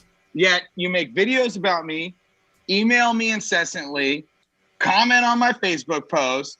You are a textbook troll, bro. Brilliant. Just say yes again. So Nathan. Yes. Nathan, sure. do you? I just want to hear it one more time, Nathan. Do you not understand that measurements have margins of errors? They could have a margin of error, but you said that they always have a margin of error, and then I asked you very clearly and concisely. All measurements have a margin of error. Are you going to let me finish? I'm just agreeing with you. All measurements have a margin of error. Not agreeing with me. I said what you said, MCToon. You're not paying attention. Pay closer attention to what I'm actually saying. Okay. So you said all measurements have. Okay. Let me know when you're done interrupting me, MCToon. I'll continue. You said all measurements have errors. Okay, so I said, well, if you have a 3-foot long piece of wood and you measure it to be 3 feet, is there an error there? And you said yes. So I just want your audience to just know that MCToon said, when you measure a 3 feet piece of wood to be 3 feet, there is definitely an error there. And that's just fucking dumb. I think that's my cue to leave. I don't know. You guys have anything else to say? Because I really don't. I mean, Snake is cool. John, you're even cooler. I think John's gonna be a flat earther in like a week or two. But let me know if you guys got any closing arguments or anything. I'll just... Okay, bye. Well, yeah. Oh, well. You heard it here, folks. There it is. The flat earther that is completely unaware that all measurements have a margin of error. And absolutely... he doubled down, tripled down, quadrupled down on how wrong he is. Can you believe that? I just didn't understand that line of questioning. But... Yeah, so, all right. So you got a taste there of how backwards they have defined science.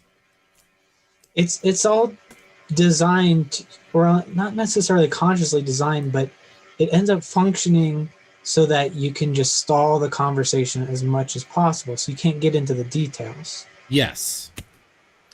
And it's the same tactic that our good friend Kent Hovind uses. Like, mine's not science, yours isn't science. You know, I mean, so where does that leave us? I mean, we value truth, so we have to find some method to distinguish imagination from reality. The T-jump method. The T-jump method? Yeah, that's his little thing he always says. Distinguish imagination from reality. So here, I'll share this with you guys too, so you can see it, and we'll go over exactly what Nathan was doing there. They do a combination of science, denialism, and pseudoscience. All right, you see that here? I'll even throw this in the chat for people. There it is. So they go hand in hand. And they have a nice chart here. I'll just go right down to it. Science follows evidence to a conclusion. Science denialism and pseudoscience both work backward from a desired conclusion. So what they do, they use science denial when they want to deny actual measurements and observations and experiments that the Earth is a sphere. And they use pseudoscience to support flatness. So here they have impossibly high standard of evidence is science denialism. So that right there would be there is no such thing as a margin of error, is impossibly high standard of evidence. And then on the other side, you have very low standard of evidence for pseudoscience. So he was trying to go to the 1 foot high. How far is the distance to the horizon at 1 foot high? And I wasn't falling for his trap, because the observation that he has all of this extreme refraction in it. And their very low standard of evidence will allow aggressive refraction, where my measurement, where there is exceedingly small refraction, he has an impossibly high standard of evidence. They go hand in hand. Good point. All right. Well, you guys, I kind of took over a little bit there when he was on. What do you think? It was beautiful. It was. It's like art. It is a fine art, I think. All right, this super chat that came in from Snake was right that said that Snake is one handsome devil. Oh my! Look at that! What an honest. I got a fan out there. Finally, one fan. NA for $6.66 says, "Why are we doing this? Is Nathan really worth anyone's time? Hail Santa!" He's a lol cow. Here's why I do it. I do it so that a science denier might have an opportunity to proudly declare that he thinks that measurements have no margin of error. So that when somebody else might come along and watch it, could say, "Oh dear God, how could somebody be that stupid? I don't want to be like that person. I'm definitely not going to think about the flat earth anymore." Because that's a bad idea. Or that anatomy and paleontology are not science. Yep. Or that his own citation. This is your brain on flat earth, basically. He did not want us to pull up the citation because he saw that his citation said that astronomy was part of science. Yeah, you wonder how we even found that. Like, just Googled. What do you think? He probably got that from QE. That's one of QE's citations. That was cool that we insisted on seeing it, and then it would. I mean, not even knowing, but just with utter confidence that it was cherry picked, and it just turned out to be true. Well, it always is. Yeah. That was really cool. This isn't my first rodeo with flat earthers. That's what happens with creationists too. Young Earth creationists. They're very similar. They're very similar. Aren't they? Young Earth. Yeah. I think it's worth saying Young Earth, because Old Earth creationists are like, whatever. What does science say? I need to get better at that. I kind of lump them in. How dare you, Snake? I get it. Yeah. Old Earth creationists could technically be evolution people, but we are. Yeah. There you go. Yeah, I think evolution's awesome. Yeah. My wife, let me tell you this. My wife was raised way more conservative than I was. Went to I'll just say that. And she is farther than I am from Young Earth creationism. And it's gotten me surprised sometimes. Because her mom's still, old school. Tim Tully said, did Nathan get kicked off the pot farm? What was he I don't know. There might be rules against, smoking the product without permission. But he had that hat on in the debate. That was a cool hat. Was it? I want one. Do you think it was his like working hat to keep the sun off him? Hot hat? I don't know. Hot farming hat? I don't know. It had like a visor on it. Except for gambling out in the sun. Oh, I don't know. Yeah, I didn't see it a lot because he was kind of small. And I only was looking on the top part of my phone. Do your taxes and get a suntan at the same time. At the end, he was in the dark, so it was hard to see too. Well, it's an improvement. Yeah. JL Warren says, time to play Whack an Idiot. Smash that dirt farmer back in his hole. And then JL Warren also, Nathan, calls people's homophobic comments. Also Nathan sends me D-pics. What? Raise your hand. Raise your hand if you've received a dick pic from Nathan. You have? Are you jealous? No. Yeah. Is that? Are you serious? That's wild. Well, I was happy that he did have in this climate a thin layer of fabric in front of it. Was he watching your videos? Oh, I hope not. Oh, I did meet him in person. And he's like, feel this right here. And he had me like feel his arm right here where there's a tendon that goes right here, right? He's like, it's building cartilage. I'm like, it's not, but you wouldn't want cartilage there.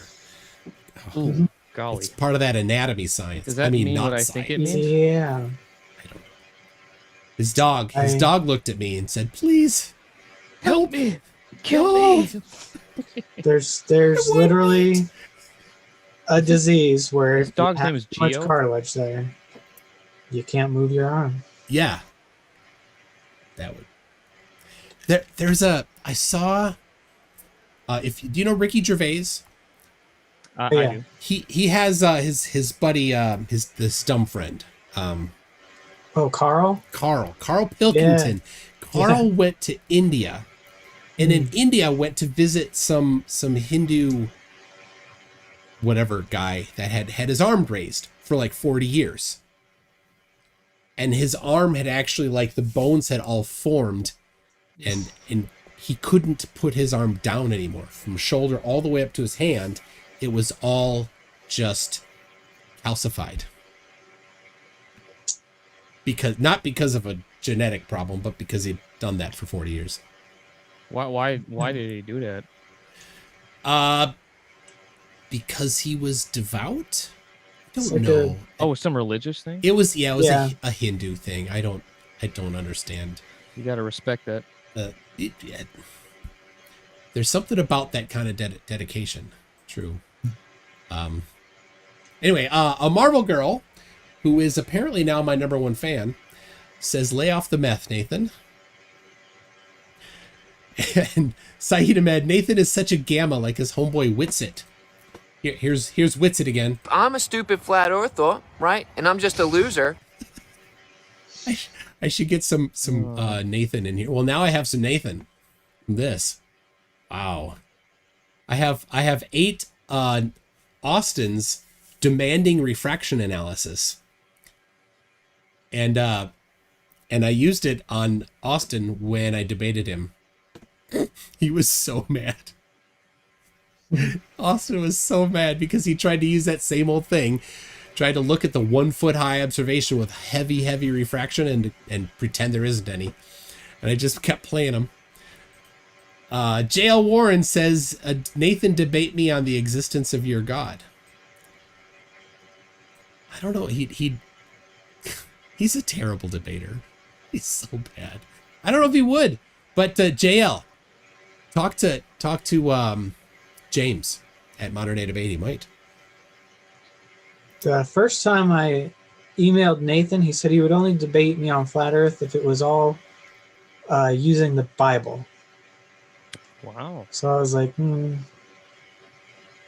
I said I would try, but I never heard back. What if you just like said, okay, that's fine. The Earth or the Bible thinks the Earth is flat. I did say that. I don't know. I didn't really have a game plan, but I just wanted to debate him. So never happened. No, I never heard back from him. So darn. Yeah. But I was gonna try. Yeah, I like that thing that Mike that you were doing when you kept bringing up that refraction thing and that last thing you had, because that's just mystifying to me that they'll bring it up when it suits them and then ignore it when it doesn't. Like, you know, you ask them, well, why can't we go up in a plane and see the edge of the Earth? Well, because of refraction, or you can't see that far, or this sciencey thing and this sciencey thing. Yeah, and like, could you not see from an airplane? You should be able to see the Burj Khalifa from anywhere, right? Or from at least within several hundred miles. Because if it's lit up, you should be able to see it at nighttime, especially. And they say, well, it can't get through the atmosphere. Like, but the stars can. The light from the stars right above the horizon can somehow get through. But the light from the Burj Khalifa or the light from a large, city couldn't. Doesn't make sense. It's that inconsistency there. Yeah. All right, let me. Luke Filewalker says, if I calculate the pre-resistance needed for an LED, I can choose the closest resistance available because there's a margin of error anyway. But he doesn't think there's a margin of error. I wanted to bring that up, like when we teach people about, I'm an electrician, so when we have a new trainee, when we teach them about electricity, we say, well, it's kind of like water, it's kind of like this other thing, and it's just a simplification to get your brain wrapped around it, but it's not accurate. Like, it doesn't work like water. In some ways it is, but it's much more complicated than that. You got to get down to the atom and really get at it. And so I mean, science is like this. When we try to teach people the scientific method, you got to give them a baseline and then build from there. So I just don't know what's wrong with doing that. It doesn't fit their pre-selected conclusions. So Mike, you're in like engineering, electrical engineering or something. I studied electrical engineering. I've been, though, a software engineer for my career, so I haven't used it professionally. Hole flow or electron flow guy? I don't know what that means. So AT2 Productions is a practicing engineer. I just pull wire. I don't have to know all that. So is Word of the Wild Hope. Yeah, that's a bit engineering level and not electrician level. Yeah, that's right? The weird thing is, like, for me to make these systems and houses work, I don't have to know any of that.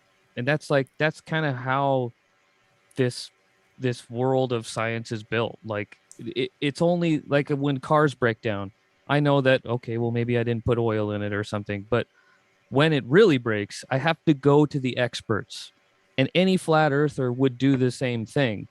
You have to trust the experts. We're stuck because we all can't specialize in every single thing. Yeah. That's true. I did all my electrical in my basement myself. So in your own house, here's a question. In your own house, if you're going to swap out an outlet, do you do it hot? Of course, I'm a man, aren't I? And how many pliers have you welded? Many. Many. And I don't buy any pliers less than like $70. So. Ooh. Yeah, I just go with the Menards pliers. I only buy German-made Weehaw pliers. Oh. Weehaw. No, just Weehaw? the cheapies for me. That's nothing. I don't do enough to justify the expense myself, but yeah, I've been shocked many times. Yes. Wait, a pliers guy. What, is there other tools you use? I don't know. Well, to simplify things for flat earthers, what are pliers? sometimes I prefer to use just the simplest terms. Like when you're doing work on stuff, there's applicators and there's things that measure things. So you call them a meter, right? So something that would measure length would be a lengthometer, right? Fancy word would be tape measure, but it's a lengthometer. And then you have applicators. So like this thing here. Whoa, that came out of nowhere. Yes. What's this thing? It's an applicator. It's a screwometer. No, it's not measuring things. It's Dang it. Applicator. So it's going to end with applicator. What does it apply? Force? Force. Twist. Torque? That's a twist applicator. Torqueometer? Dang it. That's not science. It's a twist applicator. This is a Phillips twist applicator. Now a hammer, fancy word, the actual thing would be a pound applicator. Oh, are you allowed to say that on stream? So you pound thing. I don't know how. You're gonna get demonetized. Or a pound applicator? There's maybe other applicators. Pound applicator, baby. Nice. So about LEDs and resistors have a margin of error. Remember this from everything school. has a margin of error. And they test a resistor, and they sell the resistors so if they're like it's going to be a 3 ohm resistor, they're like if it's very very close to 3 ohms, then that's a more expensive resistor. Right? So they put those out and they sell them for more, but the cheap ones that you get in your hobby kits, they don't sell those that have the really small margin of error. That middle margin of error, well, that means that's going to go to a mid-level, and the cheap ones, they're going to have a big margin of error, right? But the ones that have a smaller margin of error, they've already sold off. So when you buy a resistor that's cheap, it's not going to be in the middle. It's going to be either too high or too low by a gap. Fun fact. That's interesting. Sean Hawkins is talking about his pound applicator. Yeah, I don't know. What you do when you're all alone, I don't want to know about. El Abaca says, Nathan, who measured the wood to be 3 feet? Nathan's wood might be more 3 centimeters. I knew that this was going to divulge into this at some point. Absolutely. Well, so could I apply the twist and the pound at the same time? Yes. Asking for a friend. That's advanced techniques. Yeah. I'll have to Google image search that later. And my guess is it's not a Phillips tip. No. And Mass Debate is asking questions about this. Mass Debater. Mass Debater? Yeah, there's somebody in the chat called Mass Debater. 65 foot-pounds. I don't know. Wow. David Brock has a hammer that's a thumb detector.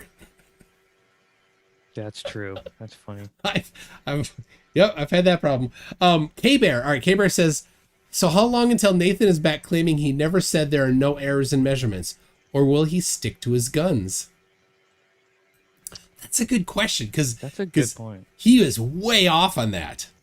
And well, he did admit, like, I guess there are sometimes, but I think his point was like, well, see, science admits that there's errors, so it's wrong all the time. No, he's going to say, therefore, it doesn't prove things. Oh, yeah, which we all agree with, but he thinks right. Science proves things. So, and John Rapp says, I'm confused. Is Nathan a duck, goose, or chicken? I don't know. Hey, where did Davey go? Davey had to catch a flight. Really? That's what he said. So why did he schedule? He did the Irish goodbye. He just kind of disappeared out. Yeah. Did you just dip? He said he only had an hour. Oh. And then left. And Microraptor says, after the FDFE debate, the modern day debate, and this after show debate, we need some time to be silly and make adult jokes. Yes, make sure the entendres are all doubled, please.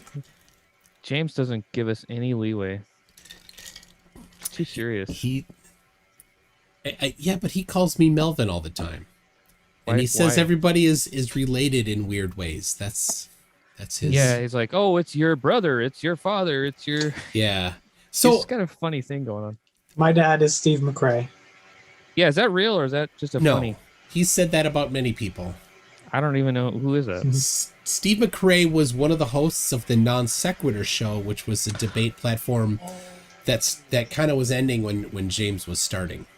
Yeah, is that right? He's got long hair, so you can see the resemblance. Yeah, they were contemporary for a little bit, I remember. Yeah. Yeah. What happened to them? Non Sequitur? Yeah. One of the guys tried to hijack all of it and kind of take it over and spent all the money, apparently. Cool. Steve McRae is not the one. I forgot the name of the other guy. Anyway, Steve.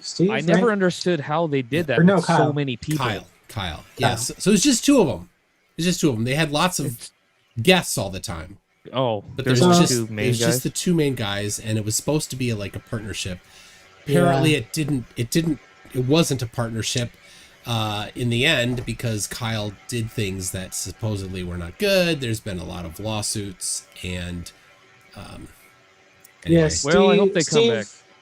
Steve wanted to get paid in some unorthodox ways, I think, and then he's very aggressive, so I think Kyle started scheduling things without him, and certain guests wouldn't want him on, especially like some of the bigger atheists, because he's the guy who's like, atheism is only a positive belief that gods do not exist, and so he would get in a lot of. That was Steve's thing. Oh, Steve. So they started to kind of sideline Steve, and I think he wanted out. He wanted 50-50 of it or something. Kyle wouldn't give it to Steve.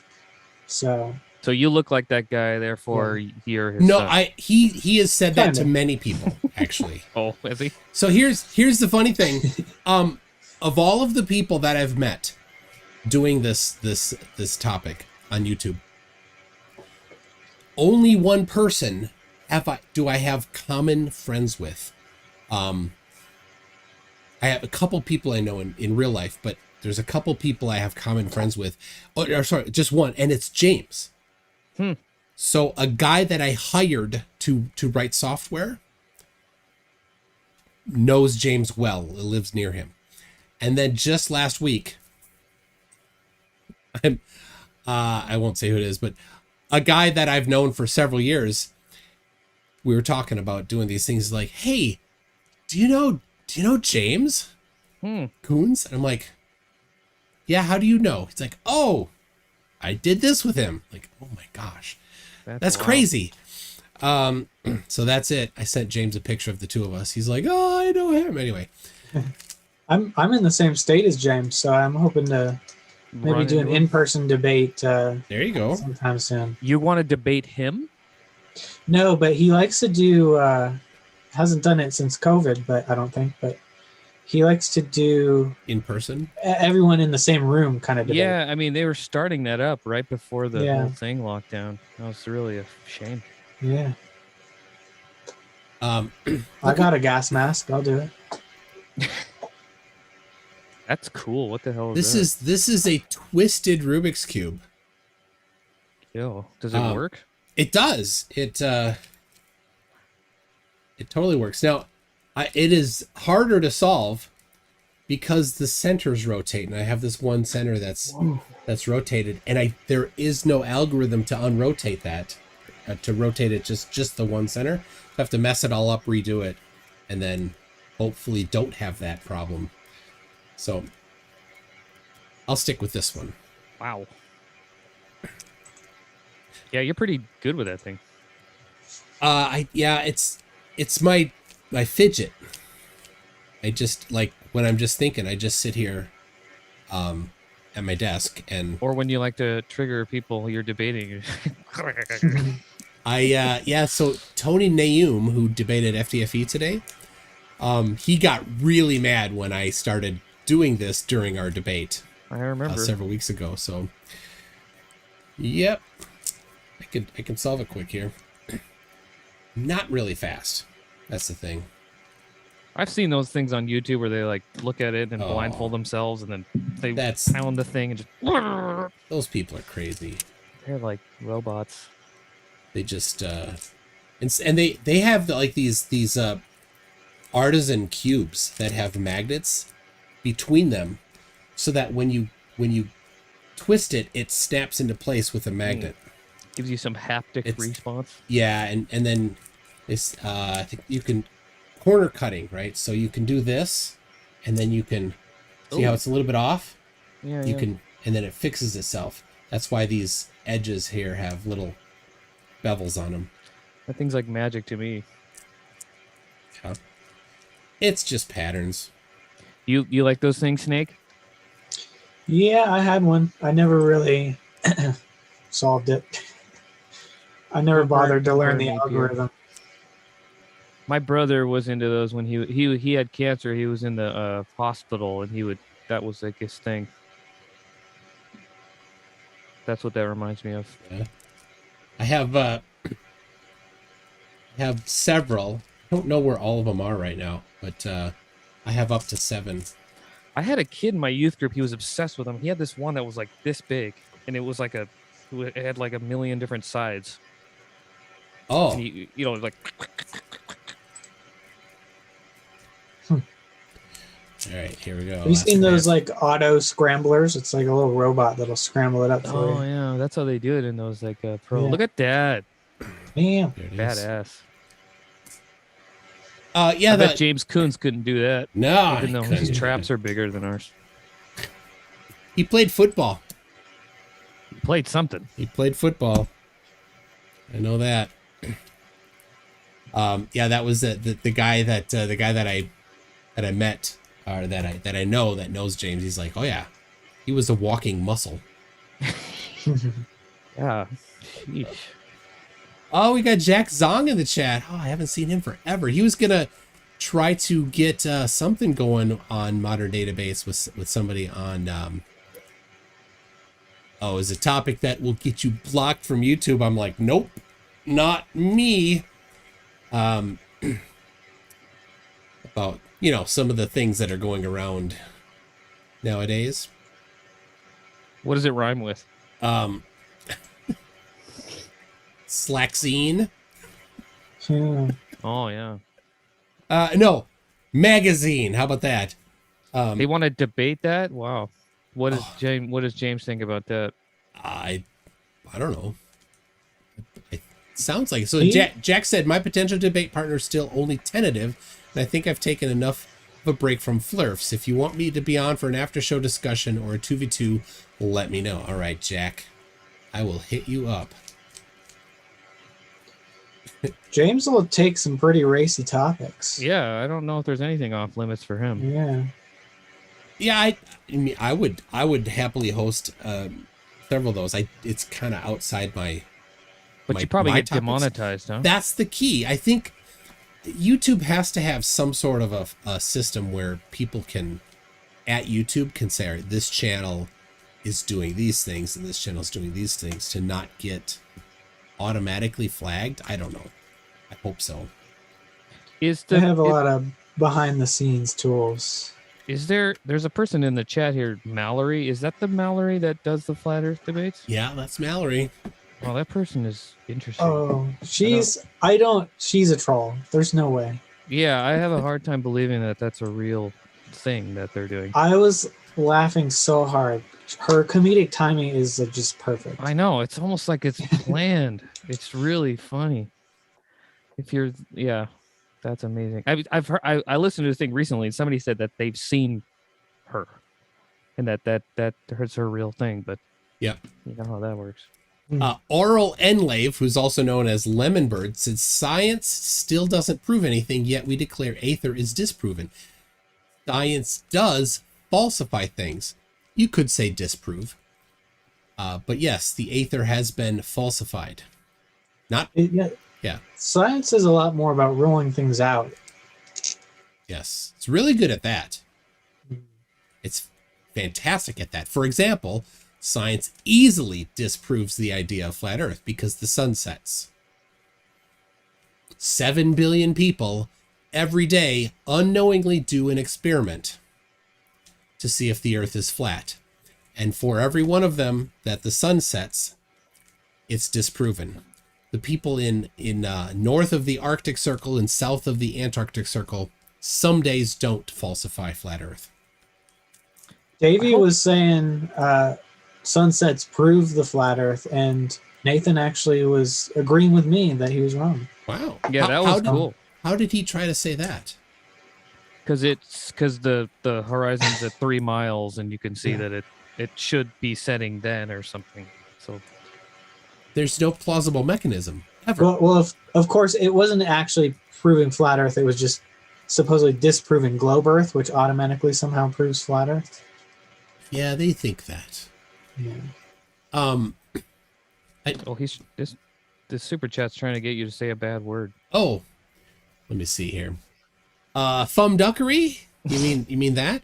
Says, still want one Flurf to explain how the Tropic of Capricorn measures smaller in circumference than the equator. I asked Nathan and Witsit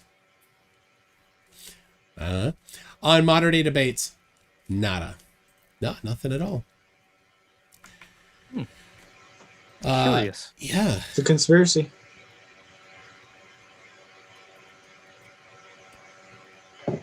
I hope that Tom Jump gets his he's got his little argument that he always brings out is radio waves that you can shoot them at the moon. Yeah. And see that it's the same distance away every time. I hope that is there actually videos of people doing that? That's pretty darn good. Video of people doing it? I don't know. I've never looked for videos of people doing it, I suppose, but of course flat earthers would deny it. Yeah, but that might be the one thing that's like within their reach fiscally that they could do, at least, maybe. I don't know. Yeah. Nothing's ever good enough. I just thought it was clever. They could, they could do it themselves. And Bob Nodell has a ham radio license. I don't know if it's current or not, but he probably has some equipment. Is that the guy that you're always pulling that little 15 degree per hour drift?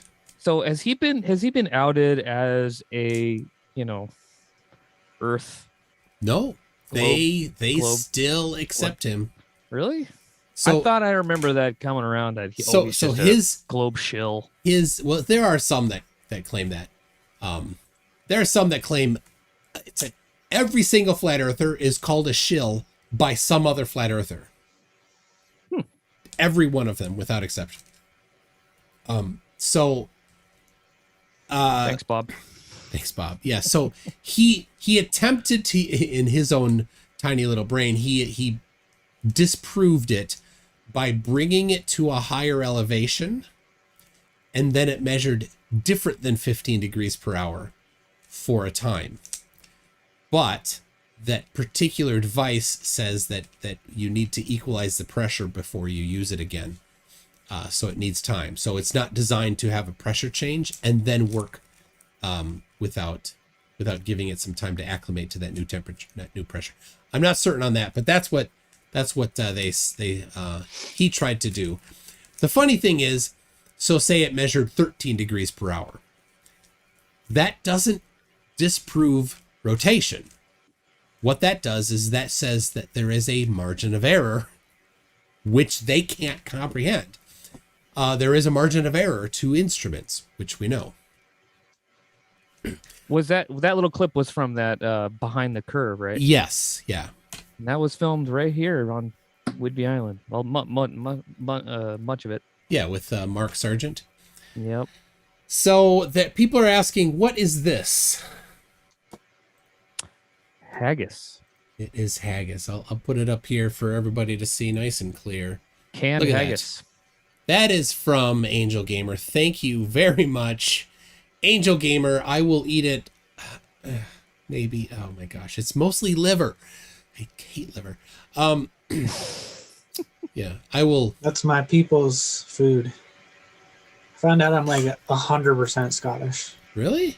Yeah. Do you go to that Scottish restaurant in that we have here? Well, no. Where is it? It's it's a pretty big restaurant chain in America. That's a Scottish restaurant. Oh. It's McDonald's. Yeah, I go there a little too often. Yeah, all right. Yes, Arl Enlave is Lemonbird. Lemonbird, I tried to contact you on Discord. I don't think I have it. You got to come on here again, Lemonbird. It's been too long. Plus, somebody sent me a lemon in the shape of a bird, which I'm just dying to use for the thumbnail. So what's that mean? So he goes by Lemonbird. Oh. That's the name that he gives himself. But for some reason on YouTube, he goes by Arl Enlave. Arl, which Arave Enlay. Arave would be from gold, Auric. Pig Latin or something? I don't know. And Enlay, I don't know what Enlay is. Maybe it's a bird thing? Lemon bird. That sounds delicious. I love lemon chicken. Gary Donnelly. Oh, I love hot haggis. You shouldn't notice the offal. It's mainly oats. And offal is a good word for liver. Did Flower show up tonight? Oh, so Flower was on Tuesday. So Fumduckery says, did Flower show up?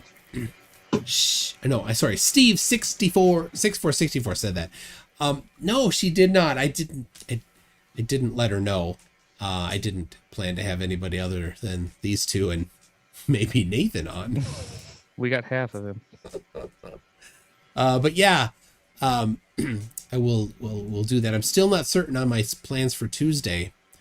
I may be going to go to a concert. It might not work out, and then I'll do a live stream. So. The concert is Megadeth. Ooh. I love me some Megadeth. Isn't your intro like a big Megadeth song? Or it's not. Like that? No, it's part of. It's from the YouTube free music library. They're royalty free or copyright free. It's called Demilitarized Zone. That's the name of the song. I forgot the artist. It's just a guy, but you can find it. Anybody can use it. People have. Their free music library is pretty good. The song I did of Austin Whitsitt saying "I don't even cuss, bro." Oh, that was from the free music library, and I have one done on Mark Steele, the 5G insane person. I have a song, a music video for him. And Renee Enemy was guessing it was Miley Cyrus. No, it'd be JoJo Siwa. Come on. MC, do you know of any theories that are absurd to a flat earther? Like conspiracy theories? Oh, conspiracy theories that are too absurd, maybe? Yeah. Most of them don't go for birds aren't real. I don't think any actually go for that. Cause that's like my tactic with young Earth creationists is to compare it to flat Earth, but it's hard with flat Earth because there's nothing to compare it to. Yeah, birds aren't real, or birds are fake, whatever they say. Maybe we should invent some, like the moon follows me home. Conspiracy theory. Yeah. Well, they don't go for the alien ones, generally. So That's true. There's But they might believe in reptilians. They do. Some do. Flat Earth. They're demons instead of aliens. Yeah. Flat Earth Paradise, who's Devin Maggi, he has said several times that the Queen is a reptilian. And he probably gets that from Dubé, I'm guessing, because he's kind of a Dubé copycat. But he also does if anybody knows Quasi-Luminous, that guy is the most insane flat earther, I think. He literally claims that he is Lucifer. And like Satan? Yes, he literally claims that he is. Wow. And he also says that he has the Spear of Destiny. I seen that movie. Yeah, but he thinks he has the actual Spear of Destiny, and that if enough people do a blood magic ceremony, upload their video to YouTube, I think the number he's looking for is 144,000, that they can go to the center of Flat Earth, where Mount Meru is, at the North Pole, and use the Spear of Destiny to get in, to open up the portal, and then go into Hyperborea, which they think is paradise. Hail Satan! I see nothing wrong with that. That's literally, and Dubé has said many of the things that Quasi-Luminous has. So he's I guess there's some people that think like the Earth is like inside out, and the stars are like inside. Yeah, concave Earthers. Hollow Earth. Concave are different than hollow. Hollow thinks that the Earth is a globe, but there's something inside. Oh yeah. Concave Earthers. I've debated a couple.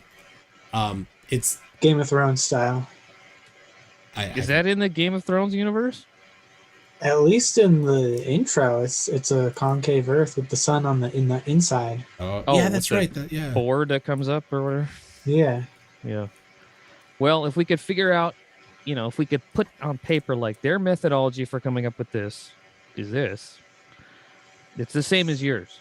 So you don't agree with them, therefore that's inconsistent. I'd have to think about that. Yeah. I've had a couple concave Earthers. They are more crazy. It's like Flat Earth wasn't crazy enough for them. It was too mainstream. So they had to go more crazy. But their map works, so they've got one thing going for them, which is good. Wait, because it's the same as ours? Yeah. The map actually works. It's actually round. Well, yeah, where's the holes, though, that the sun goes in? Yeah, none of it works. I mean, you can ask them questions. They don't That part doesn't work. Yeah, they're like, well, light bends in magical ways that is necessary for our model to work, but don't actually work that way. So, I'm a Godzilla truther myself. Yeah, that's Hollow Earth there. Yeah. Oh, that is Hollow Earth because of that buoy. Right? Yeah. All right. Lemonbird says, I just love reading Lemonbird. His stuff is so fun.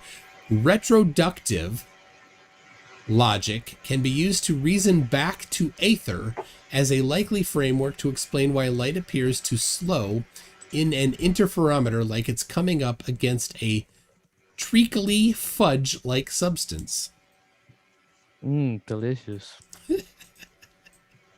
Not as good as haggis. A treacly fudge. Yeah. Could you have a haggis interferometer, Lemonbird? I forget the experiment. You'll probably know. But when I first started getting into like flat Earth, I would debate them on Facebook. And they were all talking about the experiment that disproved the ether, and they were all saying this proves the ether. Yes, that's Michelson Morley. Yes. Which generally none of them have ever read. because all you need to do is say, all right, well, could you just send me the screenshot of the part where they concluded that the aether exists, or concluded that the Earth is flat, or concluded whatever they were trying to say. It's not in there, of course. Yep. They don't like to read the whole thing. They just want to Control F, find their keyword, and be done with it. Yep.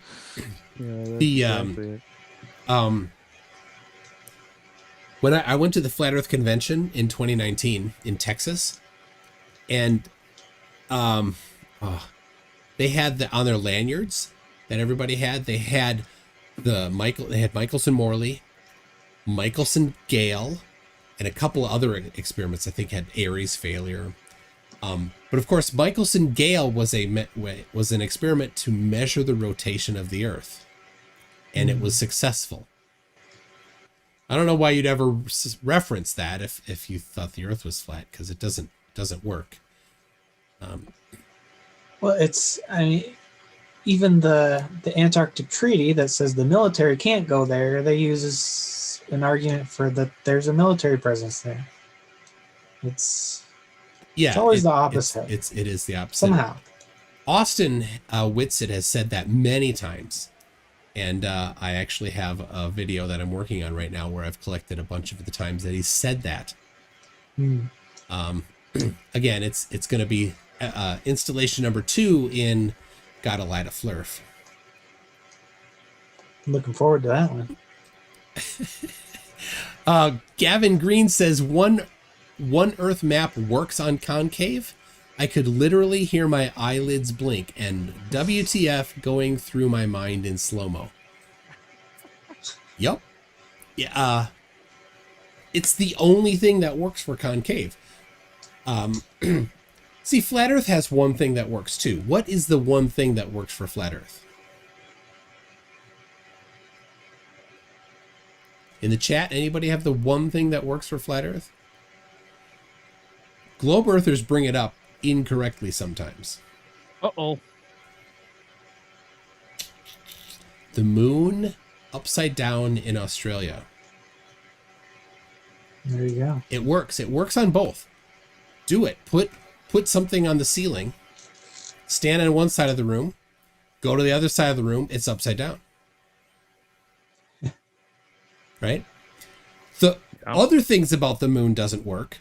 Right? Like, if the Earth were flat, we'd see different portions of the moon, which we don't see. But it would be, the orientation would be 180 degrees. Oh, yeah. Yeah, we went over that on the debate, too. I tried to explain, I think it was to Davey, that on a flat Earth, you would see different parts of the moon. Yes. And he kept confusing, he kept thinking that I was saying that would happen on a globe Earth. Right. And I was like, no. No. Davey takes,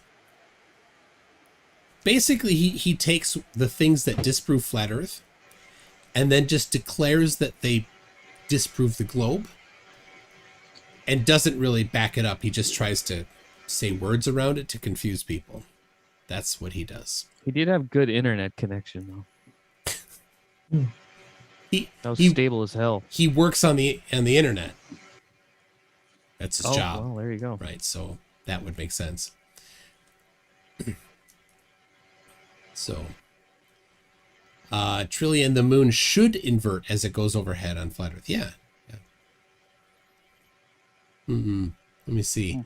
Lemonbird, you're saying a smaller setup for MG, Michelson Gale, can block 1K mile per hour of aether drift around the equator within 97% accuracy, yet somehow can't detect 66,000 miles per hour of aether drift from the Earth's supposed motion. Exactly. That's why the aether doesn't exist.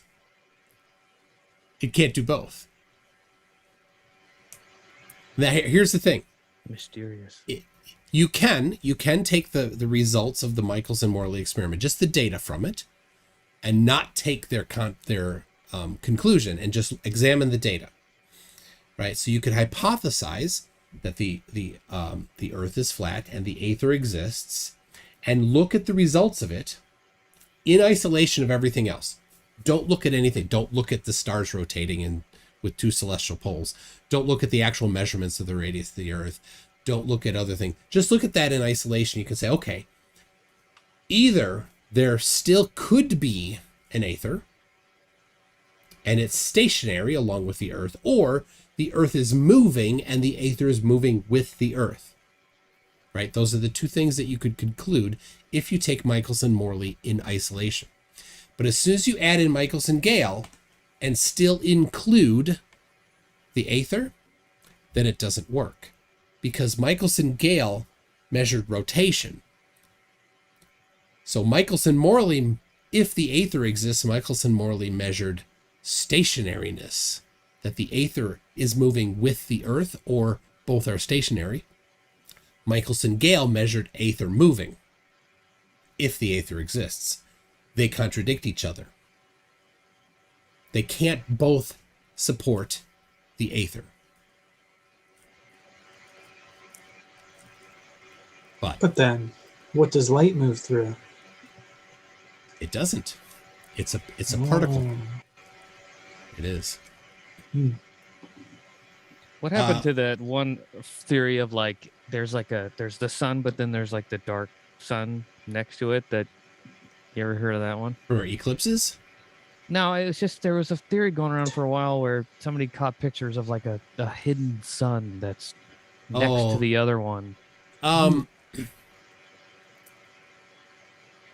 Yeah, that's when they look at Nibiru. Nibiru. Yeah, I don't think that was Nibiru. I think the Nibiru is a different thing. That's a planet or whatever. I don't think flat earthers go for that too much. No, oh yeah, that's not it. Does the dark sun cast cold light? No, the moon does that. The apparently. moon does that. Snake. Well, I know that. Yeah. Duh. Here's Lemon Bird. Lemon Bird, you got to come on so we can talk about this. Tuesday, man, let's do it. Your interpretation, he says, attempts to salvage the notion that Earth moves. Drop that, and you still have a very consistent interpretation. The Earth is, he says, the Earth is geocentric at rest with aether flowing gently. If aether was flowing gently, then Michelson-Morley would measure that gentle flowing. But it didn't. Now, some flat earthers will identify the margin of error in the Michelson-Morley experiment. Of course, some flat earthers we discovered don't think that margin of error exists.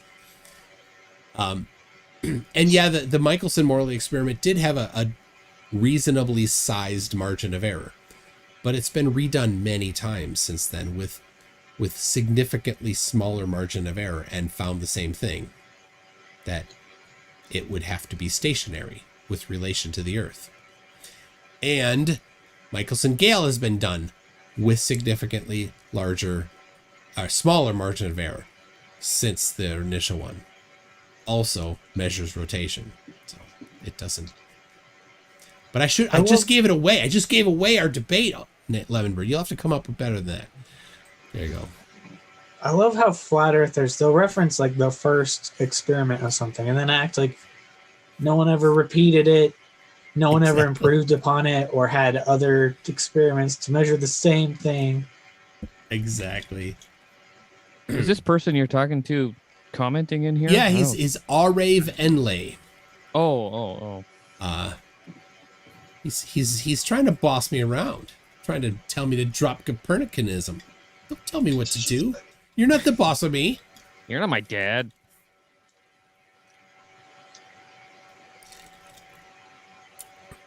Ulrave. Well, oh yeah. Okay. Yeah.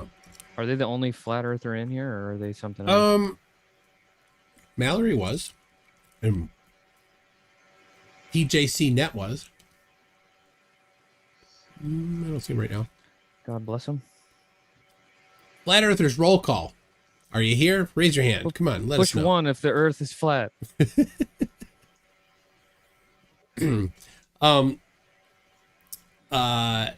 Now let's Lemonbird. Let's schedule something. If you're on Discord, send me a message.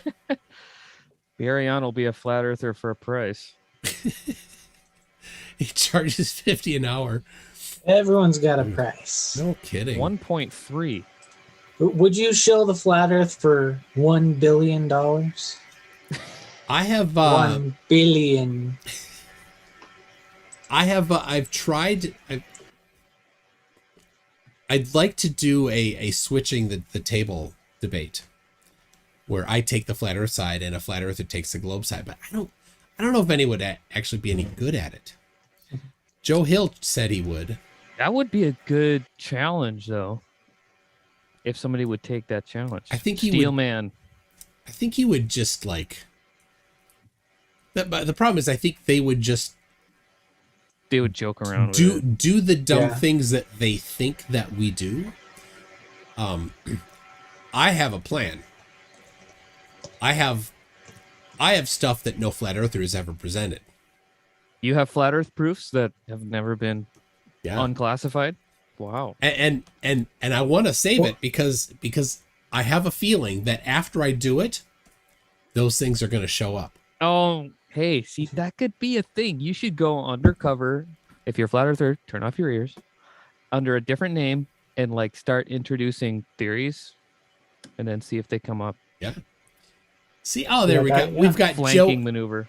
Joey Rocha is in the chat. Joey, good to see you here. Joey Oh, sorry. Joey wants to debate, but I keep asking, hey, Joey, let's debate. And he's like, I don't want to debate. So come on, Joey. He's using Aaron Rocha. That's his wife's account. So. Well, obviously you have hidden flat Earth proofs because all the globe earthers, they really know. All the globe scientists. Apparently, yeah. We're just keeping it. But NASA only pays me like it's the pre-sup a little Earth, bit. So I'm for sale, flirters. The pre-sup flat Earth defense. Mm-hmm. You know, the gospel is in your heart. You're suppressing the truth of the flat Earth. That's what Paul meant when he wrote those words. It's true. In case people don't know, what is your background, so they have an idea where you're coming from. I was professional Christian for almost a decade, so I know what I'm talking about. Did you go to seminary? No, Calvary people don't do that. Okay. No, we just make our own. We make our own unaccredited colleges and call it good. Marty Moose, I remember MCToon, losing his temper in the first Joey Rocha debate. That was amazing. I did. I yelled at him. How long until flat earthers? This might have already happened. Create like a institute where they give out degrees. Kyle Adams as the Flat Earth Institute of Science. I've had him on here. The FE. Yeah. He has a bachelor's degree in art and has declared himself to be the professor of the Flat Earth Institute of Science. That's it. That's what they have. There's also the Flat Earth Community. Professor? The Flat Earth Community University with Flat Out as the dean of students. But that may or may not be sarcasm. Well, there you go. Satire. Funny thing, a year ago I went on vacation, met Flat Out in person. It was awesome. Went rock climbing with him. He's a certified instructor. Yeah. That's cool. But he's not a real fighter. Just so you know. Oh, he's not? No. If people know Flat Out. The Flat Out universe, Flat Earth Community University. Yeah, the Kitsune Cavalier says "feck you rules." So, yeah, my ugly identical cousin McFlatty loves feck you and wants to go there. Wants to apply to go to college there. So, wow. I wonder what their tests would look like. He had one test on his channel. His channel's still up. I highly recommend. It's just Flat Out. So yes, Flat Out does great experimentalizations. Go ahead. Snake does little goofy videos every once in a while, don't you? Yeah, that might be one you could do. Flat Earth University. That would be good. Yeah, my most recent real comedy one was I got into a Hovind rap battle. Oh yes, yeah. Who did the voice? That was really good. Oh, you said I did the voice. Oh, me and Atheist Jr. each did our own impression. All right, people, you got to go watch that music. It's way better than my music video. It's I loved it. It was awesome. Oh, I forgot. I missed this one from Foam Duckery. Says for $2. I believe in local aliens. Oh, it's a goof. Local. That's gonna have my head spinning for a while. That would be somebody from a different country coming here. Or alien locals. Steve 6464, I think, talking about Flat Earth Community University and tests, says flirths. Do not. I'm going to say flirfs. Flirfs do not grade on a curve. That's funny. See, there's some more content for your video there. There Snake. you go. Mm-hmm. Writes itself. I gotta write this down. Yeah, get a paper. Oh yeah, I also try to do April Fool's videos too. Yeah. Where one of them was me coming out as a young Earth creationist and debunking evolution. When was that? That's funny. That was last year, I think. I collected evidence all year. Were you successful? Yeah, I was a creationist for a day. Wow. Young Earth creationist. So have you? Yes. Sorry. Have you listened to any of the debates on Unbelievable? I've listened to all of them. With Justin Brierley? Yeah. You've listened to all of them? Yeah. Yeah, I listened to all of them. Not all of them, but I since I started this, I've stopped listening, but yeah, I listen to a lot. I like Justin. When I started, I sent him a message on Twitter. Said if you know, or I think I emailed. Said, hey, if you're ever gonna do a Flat Earth one, oh come on. He's like, nah, I'm not gonna do that. That's too stupid. Oh, he didn't say funny. stupid. Wow. Yeah, he's like, nah, I'm not gonna do it. It's yeah, you have to contact the wish.com version of him named James Coons.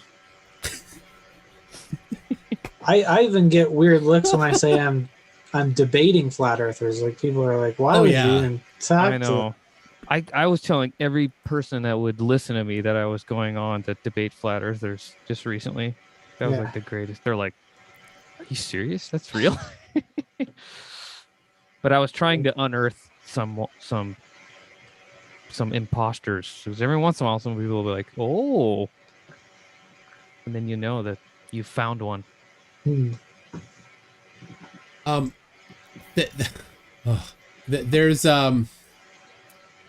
There's a channel. There's a handful of channels. Speaking of, because we were talking earlier, of conspiracies that are too crazy for flat earthers. So there's a channel, Michael Salla, Salla, and Elena Dannon, Danaan. They both talk about aliens and the amazing taxonomy of different aliens that they say exists. Elena claims that she often meets with these aliens, and they have given her the 10 items of the Prime Directive that aliens all must adhere to unless they're in rebellion to the Galactic Federation of Planets. Seriously, it's just Star Trek. Oh wow! Like, but they're like, checks out to me. This is legit. All of it. They're like, this is real. They're claiming it. So if anybody wants to really get into some of the stuff that's too crazy for flat earthers.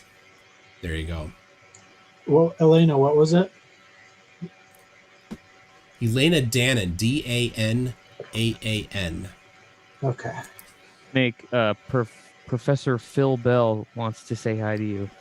He thought you were awesome. Oh, thank you. You're awesome. Let's see, what did PhD Tony says? At least some of it from MCToon fans. I'm apparently hurting his channel. You're not hurting my channel, PhD Tony. I don't know what. I'm missing the context of that conference. Let's see. Oh, I'm getting feedback. I should not be debating flat Earth. At least some of it from MCToon fans. I'm apparently hurting his channel. I don't think so. Yeah. Let's see. Gavin Green says I should get on TikTok. I am. I've already give your channel a mention along with FTFE. So yeah, I am on TikTok. I haven't done videos on there much. It's such a different format, and so I need to really figure out the way that works. The few that I didn't have the response, so I didn't do them right for TikTok. I just need to figure out the right TikTok. Well, YouTube has like a TikTok-y thing going on now too. Yeah, their shorts deal, and I've done a few of them. And the newest version of Final Cut Pro that I use has a vertical video auto convert. I've not tried it yet, but I might give it a shot. Fumduckery for $5 says, I almost still hate Joey Rocha, but I will get to Hawaii one day to purge the rest of the disdain. Oh, yeah. You know what? I talked to Joey on Facebook Messenger, just the two of us, probably 2 months ago. We had a nice conversation, just to chat, not about really letter stuff. Just his wife was, I think, about to have a baby, I think. It was a nice conversation. So it was a good chat. That's why I say, Joey, you got to get on here. So MC TikTok says /Joe Hill. Hey, Joe Hill. TikTok. Joe Hill. Are you going to go to the Megadeth concert on Tuesday? Anybody in Minneapolis, St. Paul area going to go to the Megadeth concert? So. Yeah, kids these days, they need TikTok. They don't want to watch anything over like 30 seconds. That's where the future is. Yeah.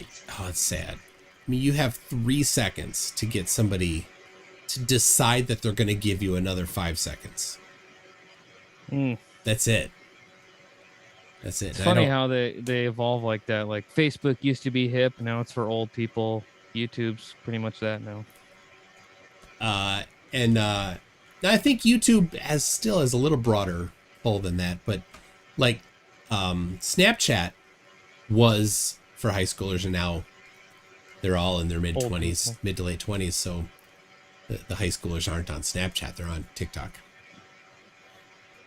And Instagram, but that's not videos so much. That's true. Instagram's, I think, is even our kids. I don't know. Fumdockery says, watch out for Riley on TikTok. He's targeting kids while pretending to be a kid to preach flat Earth. FTFE is making a video about it, I believe. Yeah.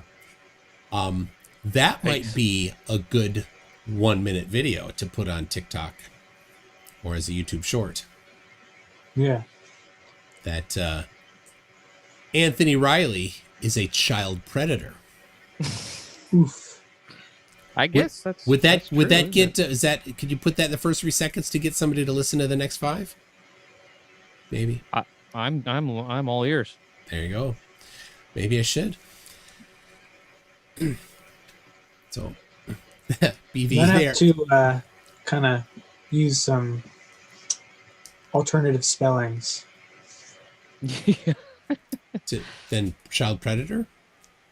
Yeah, like maybe a 3 instead of an E, something like that. I suppose.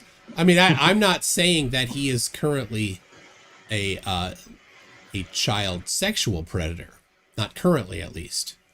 Yeah. He is a child predator. You got to get a whole backlog of pictures of you, just your face like this. Reaction photos. I can do that. I know me. Every video that I'm going through my YouTube thing, it's just one after the other, just faces like that. Oh. You gotta get that clickbait. Yeah, it That's works. all it is. It's the damnedest thing.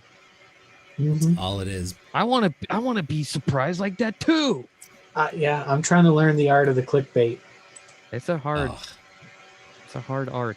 Mm-hmm. Effed Up World says Mega No, swamped with work. BV says they are playing with Lamb of God. They are playing with Lamb of God. There's 1 or 2 other openers too.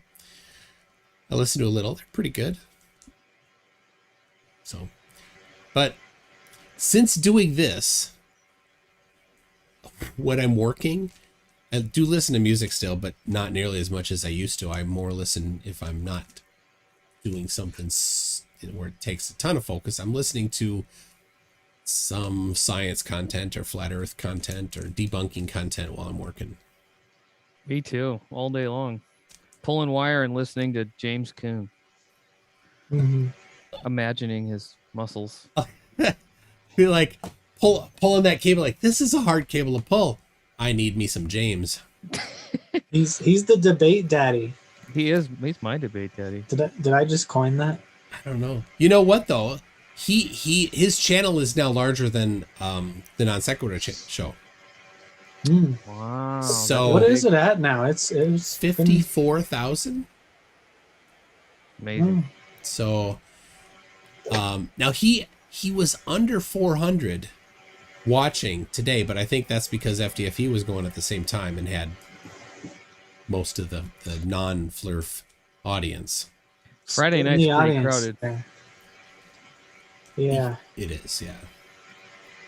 So last week, we were supposed to do this last Saturday, and like an hour before the debate, Davey emailed and was mad at James for the partner he had, which was Latter-day Saints.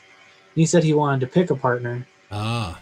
Oh, is that what that was all about? So he took he went lateral. Yeah. Instead of up. Yeah. I have a really hard time getting all these guys separated in my mind. They're all the same to me.